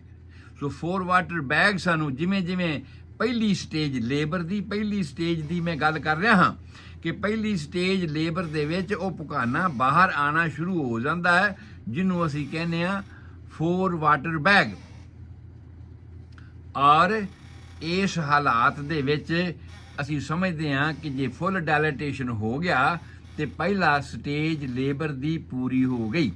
ਜੇ ਕੋਈ ਪ੍ਰਾਇਮੀ ਗ੍ਰੈਵਿਡਾ ਹੈ, ਜੇ ਕੋਈ ਬੱਚੀ ਪਹਿਲੀ ਦਫਾ ਮਾਂ ਬਣਨ ਜਾ ਰਹੀ ਹੈ ਤੇ ਇਹ ਸਮਾਂ ਪਹਿਲੀ ਲੇਬਰ ਪੇਨ ਸ਼ੁਰੂ ਹੋਣ ਤੋਂ ਲੈ ਕੇ 16 ਘੰਟੇ ਤੱਕ ਦਾ ਵੀ ਹੋ ਸਕਦਾ ਹੈ। ਨਾਰਮਲ ਮਲਟੀ ਗ੍ਰੈਵਿਡਾ, ਉਹ ਮਾਵਾਂ ਜਿਨ੍ਹਾਂ ਨੇ ਵਾਰ-ਵਾਰ ਬੱਚੇ ਅੱਗੇ ਜੰਮੇ ਨੇ, ਉਹਨਾਂ ਦੇ ਵਿੱਚ ਇਹ ਸਮਾਂ 1 ਤੋਂ ਲੈ ਕੇ 12 ਘੰਟੇ ਤੱਕ ਦਾ ਹੁੰਦਾ ਹੈ। ਉਹ ਇੱਕ ਮੈਂ ਇਸ ਕਰਕੇ ਨਾਲ ਲਾ ਰਿਹਾ ਕਿ ਕਈ ਵਾਰ ਪ੍ਰੈਸੀਪੀਟੇਟ ਲੇਬਰ ਹੁੰਦੀ, ਜਿਹਦੀ ਮੈਂ ਕੱਲ ਵੀ ਗੱਲ ਕਰੀ ਸੀਗੀ ਕਿ ਇੰਨੇ ਡਾਇਲੇਟੇਸ਼ਨ ਜ਼ਿਆਦਾ ਹੋ ਜਾਂਦਾ ਹੈ, ਮਸਲ ਇੰਨੇ ਜ਼ਿਆਦਾ ਰਿਲੈਕਸ ਹੋ ਜਾਂਦੇ ਨੇ ਕਿ ਜਿਵੇਂ ਸਾਡੀ ਰਫਾ ਹਾਜ਼ਤ ਹੁੰਦੀ, ਟਾਇਲਟ ਜਾਣ ਦੀ ਹਾਜ਼ਤ ਹੁੰਦੀ ਹੈ, ਤੇ ਉਹਦੇ ਵਿੱਚ ਹੀ ਕਈ ਵਾਰ ਡਿਲੀਵਰੀ ਹੋ ਜਾਂਦੀ ਹੈ। ਵੈਰੀ ਰੇਅਰ ਕੰਡੀਸ਼ਨਾਂ ਦੇ ਵਿੱਚ ਐਸਾ ਹੁੰਦਾ ਆ, ਪਰ ਅਸੀਂ ਗੱਲ ਕਰ ਰਹੇ ਹਾਂ ਨਾਰਮਲ ਹਾਲਾਤਾਂ ਦੀ। ਜਦੋਂ ਡਿਲੀਵਰੀ ਹੋਣੀ ਹੈ ਤੇ ਉਸ ਵੇਲੇ ਇੱਕ ਮਾਂ ਪਹਿਲੀ ਦਫਾ ਬਣ ਰਹੀ ਹੈ ਮਾਂ, ਉਹਦਾ ਸਮਾਂ 16 ਘੰਟੇ ਤੱਕ ਦਾ ਵੀ ਹੋ ਸਕਦਾ ਹੈ। ਦੂਸਰੀ, ਅੱਗੇ ਵੀ ਪਹਿਲਾਂ ਬੱਚੇ ਉਸਨੇ ਜੰਮੇ ਹਨ, ਉਹਦਾ ਸਮਾਂ 12 ਘੰਟੇ ਦਾ ਹੋਏਗਾ, ਪਹਿਲੀ ਦਰਦ ਸਟਾਰਟ ਹੋਣ ਤੋਂ ਲੈ ਕੇ ਉਸ ਦੇ ਪੂਰੇ ਫੁੱਲ ਡਾਇਲੇਟੇਸ਼ਨ ਹੋਣ ਤੱਕ। ਕਿ ਹੁਣ ਫੁੱਲ ਡਾਇਲੇਟੇਸ਼ਨ 4 ਇੰਚਸ ਡਾਇਲੇਟੇਸ਼ਨ ਜਾਂ ਫਿਸਟ ਡਾਇਲੇਟੇਸ਼ਨ ਅਸੀਂ ਇਹਨੂੰ ਕਹਿੰਦੇ ਆ, ਕਿ ਤੁਹਾਡੀ ਜਿਹੜਾ ਮੁੱਠੀ ਬੰਦ ਕੀਤੀ ਹੋਵੇ ਤੇ ਉਹ ਮੁੱਠੀ ਜਿਹੜੀ ਹੈ ਵਜਾਈਨਲ ਏਰੀਆ ਦੇ ਵਿੱਚ ਦੋਵੇਂ ਪਾਸੇ ਦੀਆਂ ਜਿਹੜੀਆਂ ਹੱਡੀਆਂ ਹਨ ਉਹਨਾਂ ਦੋਹਾਂ ਹੱਡੀਆਂ ਦੇ ਵਿੱਚ ਫਿੱਟ ਆਉਂਦੀ ਹੋਵੇ, ਤੇ ਅਸੀਂ ਇਹ ਐਸਟੀਮੇਸ਼ਨ ਪਹਿਲੇ ਜ਼ਮਾਨੇ ਵਿੱਚ ਲਿਆ ਜਾਂਦਾ ਹੁੰਦਾ ਸੀ। ਅੱਜ ਕੱਲ੍ਹ ਪੈਲਵੀਮੀਟਰੀ ਦੇ ਮੇਜਰਮੈਂਟ ਹੋਰ ਵੀ ਜ਼ਿਆਦਾ ਕਾਫੀ ਬਣ ਗਏ ਹਨ, ਹੋਰ ਚੀਜ਼ਾਂ ਵੀ ਚੈੱਕ ਕੀਤੀਆਂ ਜਾਂਦੀਆਂ ਨੇ ਤੇ ਉਹਦੇ ਮੁਤਾਬਕ ਵੀ ਅਸੀਂ ਚੈੱਕ ਕਰਦੇ ਹਾਂ। ਸੋ ਕਿਉਂਕਿ ਇਹ ਅੱਜ ਦਾ ਸਮਾਂ ਮੇਰਾ ਸਮਾਪਤ ਹੋ ਰਿਹਾ ਹੈ, ਅਸੀਂ ਪਹਿਲੀ ਸਟੇਜ ਡਿਲੀਵਰੀ ਦੀ ਤੇ ਉਹਦਾ ਮੈਕੈਨਿਜ਼ਮ ਕੀ ਹੈ ਇਹ ਤੁਹਾਡੇ ਨਾਲ ਡਿਸਕਸ ਕਰ ਰਹੇ ਹਾਂ। ਸੋ ਪਹਿਲੀ ਸਟੇਜ ਲੇਬਰ ਦੀ, ਉਸ ਤੋਂ ਬਾਅਦ ਅਸੀਂ ਦੂਜੀ ਸਟੇਜ ਲੇਬਰ ਦੀ ਗੱਲ ਕਰਾਂਗੇ। ਪਹਿਲੀ ਸਟੇਜ ਵਿੱਚ ਹੋਣ ਵਾਲੀਆਂ ਹੋਰ ਕਿਹੜੀਆਂ ਕੰਡੀਸ਼ਨਾਂ ਨੇ, ਅੰਦਰ ਕੀ ਵਾਪਰਦਾ, ਬੱਚੇ ਨਾਲ ਕੀ ਵਾਪਰਦਾ ਹੈਗਾ ਆ, ਇਹ ਸਾਰੀਆਂ ਗੱਲਾਂ ਅਸੀਂ ਕੱਲ੍ਹ ਨੂੰ ਆਉਣ ਵਾਲੇ ਪ੍ਰੋਗਰਾਮ ਦੇ ਵਿੱਚ ਤੁਹਾਡੇ ਨਾਲ ਫੇਰ ਸਾਂਝੀਆਂ ਕਰਾਂਗੇ।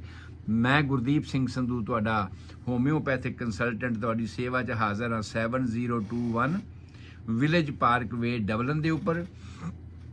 ਕਿਸੇ ਵੀ ਵੇਲੇ ਕਿਸੇ ਹਾਲਾਤ ਵਾਸਤੇ, ਪ੍ਰੈਗਨੈਂਸੀ ਵਾਸਤੇ ਜਾਂ ਸਟੈਰਿਲਿਟੀ ਵਾਸਤੇ ਤੁਸੀਂ ਸਮਝਣਾ ਚਾਹੁੰਦੇ ਹੋ, ਜਾਂ ਕੋਈ ਕੰਪਲੀਕੇਸ਼ਨਾਂ ਆ ਰਹੀਆਂ ਨੇ ਤੁਹਾਨੂੰ, ਉਹਦੇ ਵਾਸਤੇ ਜਾਣਨਾ ਚਾਹੁੰਦੇ ਹੋ, ਤੇ ਤੁਸੀਂ ਮੈਨੂੰ ਕਾਲ ਕਰ ਸਕਦੇ ਹੋ 4086871899 ਤੇ। ਔਰ ਮੇਰਾ ਈਮੇਲ ਐਡਰੈਸ ਵੀ ਹੈ homeomedicine@yahoo.com, HOMEOMEDICINE@yahoo.com। ਕਿਸੇ ਵੀ ਵੇਲੇ ਈਮੇਲ ਰਾਹੀਂ ਵੀ ਤੁਸੀਂ ਆਪਣਾ ਕੁਐਸਚਨ ਮੇਰੇ ਤੋਂ ਪੁੱਛ ਸਕਦੇ ਹੋ। ਮੈਂ ਤਕਰੀਬਨ 26 ਸਾਲ ਹੋਮਿਓਪੈਥਿਕ ਮੈਡੀਕਲ ਕਾਲਜਾਂ ਵਿੱਚ ਪੜ੍ਹਾਉਣ ਤੋਂ ਬਾਅਦ 1996 ਤੋਂ ਬੇ ਏਰੀਏ ਦੇ ਵਿੱਚ ਕੈਲੀਫੋਰਨੀਆ ਦੇ ਵਿੱਚ ਤੁਹਾਡੀ ਸੇਵਾ ਕਰ ਰਿਹਾ ਹਾਂ। ਔਰ ਉਦੋਂ ਤੋਂ ਲੈ ਕੇ ਹੀ ਵੱਖ-ਵੱਖ ਟੀਵੀ, ਵੱਖ-ਵੱਖ ਰੇਡੀਓ ਮਾਧਿਅਮ ਦੇ ਰਾਹੀਂ, ਅਖਬਾਰਾਂ ਰਾਹੀਂ ਮੈਂ ਇਹ ਅਵੇਅਰਨੈਸ ਤੁਹਾਡੇ ਸਾਰਿਆਂ ਤੱਕ, ਆਪਣੀ ਕਮਿਊਨਿਟੀ ਤੱਕ, ਪੰਜਾਬੀ ਕਮਿਊਨਿਟੀ ਤੱਕ ਖਾਸ ਤੌਰ ਤੇ ਪਹੁੰਚਾਉਣ ਦੀ ਕੋਸ਼ਿਸ਼ ਕਰ ਰਿਹਾ ਹਾਂ ਕਿ ਇਸ ਸਰੀਰ ਦੇ ਨਾਲ ਤੁਸੀਂ ਬਹੁਤ ਮੱਲਾਂ ਮਾਰੀਆਂ ਨੇ, ਬਹੁਤ ਅਚੀਵਮੈਂਟਸ ਕਰ ਲਈਆਂ ਨੇ, ਪਲੈਨਟਸ ਖੋਜ ਲਏ ਨੇ, ਪਰ ਇਸ ਸਰੀਰ ਬਾਰੇ ਤੁਹਾਡੀ ਆਪਣੀ ਜਾਣਕਾਰੀ ਅਧੂਰੀ ਹੈ, ਤੁਹਾਡੇ ਆਪਣੇ ਸਰੀਰ ਬਾਰੇ ਜਾਣਕਾਰੀ ਅਧੂਰੀ ਹੈ। ਇਸ ਕਰਕੇ ਇਹ ਬਹੁਤ ਜ਼ਰੂਰੀ ਆ ਕਿ ਤੁਸੀਂ ਇਹਨਾਂ ਗੱਲਾਂ ਨੂੰ ਆਪ ਵੀ ਸੁਣੋ, ਆਪਣੇ ਰਿਸ਼ਤੇਦਾਰਾਂ, ਸੱਜਣਾ ਮਿੱਤਰਾਂ, ਭੈਣਾਂ ਭਰਾਵਾਂ ਨੂੰ, ਬੱਚੀਆਂ ਨੂੰ ਇਹ ਦੱਸੋ ਕਿ ਉਹ ਵੀ ਇਹ ਪ੍ਰੋਗਰਾਮ ਪੰਜਾਬੀ ਦੇ ਵਿੱਚ ਸੁਣ ਕੇ ਸਮਝ ਸਕਣ ਕਿ ਮੇਰਾ ਸਰੀਰ ਜਦੋਂ, ਕਿਉਂਕਿ ਇੱਕ ਔਰਤ ਪੂਰੀ ਉਦੋਂ ਹੁੰਦੀ ਜਦੋਂ ਉਹ ਮਾਂ ਬਣਦੀ ਹੈ, ਤੇ ਜਦੋਂ ਮੈਂ ਇੱਕ ਸੰਪੂਰਨ ਮਾਂ ਬਣਨਾ ਹੈ, ਮੇਰੇ ਸਰੀਰ ਦੇ ਨਾਲ ਕੀ ਕੀ ਵਾਪਰਨਾ ਹੈ, ਕਿਸ ਤਰ੍ਹਾਂ ਵਾਪਰਨਾ ਹੈ, ਉਸ ਸਾਰੇ ਦੀ ਮੈਨੂੰ ਜਾਣਕਾਰੀ ਅਗਾਊਂ ਹੋਵੇ। ਸੋ ਅੱਜ ਦਾ ਸਮਾਂ ਸਮਾਪਤ, ਕੱਲ ਫਿਰ ਇਸੇ ਟਾਈਮ ਹੀ ਮੇਰੀ ਮੁਲਾਕਾਤ ਤੁਹਾਡੇ ਨਾਲ ਹੋਏਗੀ। ਸਭ ਰੰਗ ਰੇਡੀਓ ਸਟੇਸ਼ਨ, ਫੇਸਬੁੱਕ ਮੀਡੀਆ ਤੇ YouTube ਮੀਡੀਆ ਦੇ ਵਿੱਚ ਇਸ ਵੇਲੇ ਇਹ ਪ੍ਰੋਗਰਾਮ ਲਾਈਵ ਚੱਲ ਰਿਹਾ ਹੈ। ਮੈਂ ਸਮਝਦਾ ਤੁਸੀਂ ਸਾਰਿਆਂ ਨੇ ਮੇਰਾ YouTube ਚੈਨਲ, ਕਿਉਂਕਿ ਫੇਸਬੁੱਕ ਤੇ ਗਿਆ ਤੇ ਕੁਝ ਦਿਨਾਂ ਵਾਸਤੇ ਹੈ, ਰੇਡੀਓ ਤੇ ਆਇਆ ਤੇ ਉਸੇ ਵਕਤ ਵਾਸਤੇ ਹੈ, ਪਰ ਜੇ ਤੁਸੀਂ YouTube ਦਾ ਜਿਹੜਾ ਮੇਰਾ ਚੈਨਲ ਹੈ ਉਸ ਨੂੰ ਸਬਸਕ੍ਰਾਈਬ ਕਰ ਦਿਓ ਤੇ ਤੁਹਾਡੇ ਕੋਲ ਇਹ ਰੈਡੀ ਰੈਫਰੈਂਸ ਹਮੇਸ਼ਾ ਵਾਸਤੇ ਰਹੇਗਾ ਕਿ ਕਦੀ ਵੀ ਤੁਸੀਂ ਕਿਸੇ ਵੀ ਹਾਲਾਤ ਬਾਰੇ ਜਾਣਨਾ ਚਾਹੁੰਦੇ ਹੋ ਤੇ ਤੁਹਾਡੇ ਕੋਲ ਰੈਡੀ ਰੈਫਰੈਂਸ ਰਹੇਗਾ, ਕਦੇ ਵੀ ਉਸ ਨੂੰ ਸੁਣ ਸਕਦੇ ਹੋ ਔਰ ਉਹਦੀ ਜਾਣਕਾਰੀ ਲੈ ਸਕਦੇ ਹੋ। ਤੁਹਾਡਾ ਸਾਰਿਆਂ ਦਾ ਰੱਬ ਰਾਖਾ, ਤੁਹਾਡੇ ਸਾਰਿਆਂ ਦੀ ਚੰਗੀ ਸਿਹਤ ਲਈ ਦੁਆ ਕਰਦਾ ਹਾਂ। ਸਤਿ ਸ੍ਰੀ ਅਕਾਲ, ਆਦਾਬ, ਨਮਸਕਾਰ।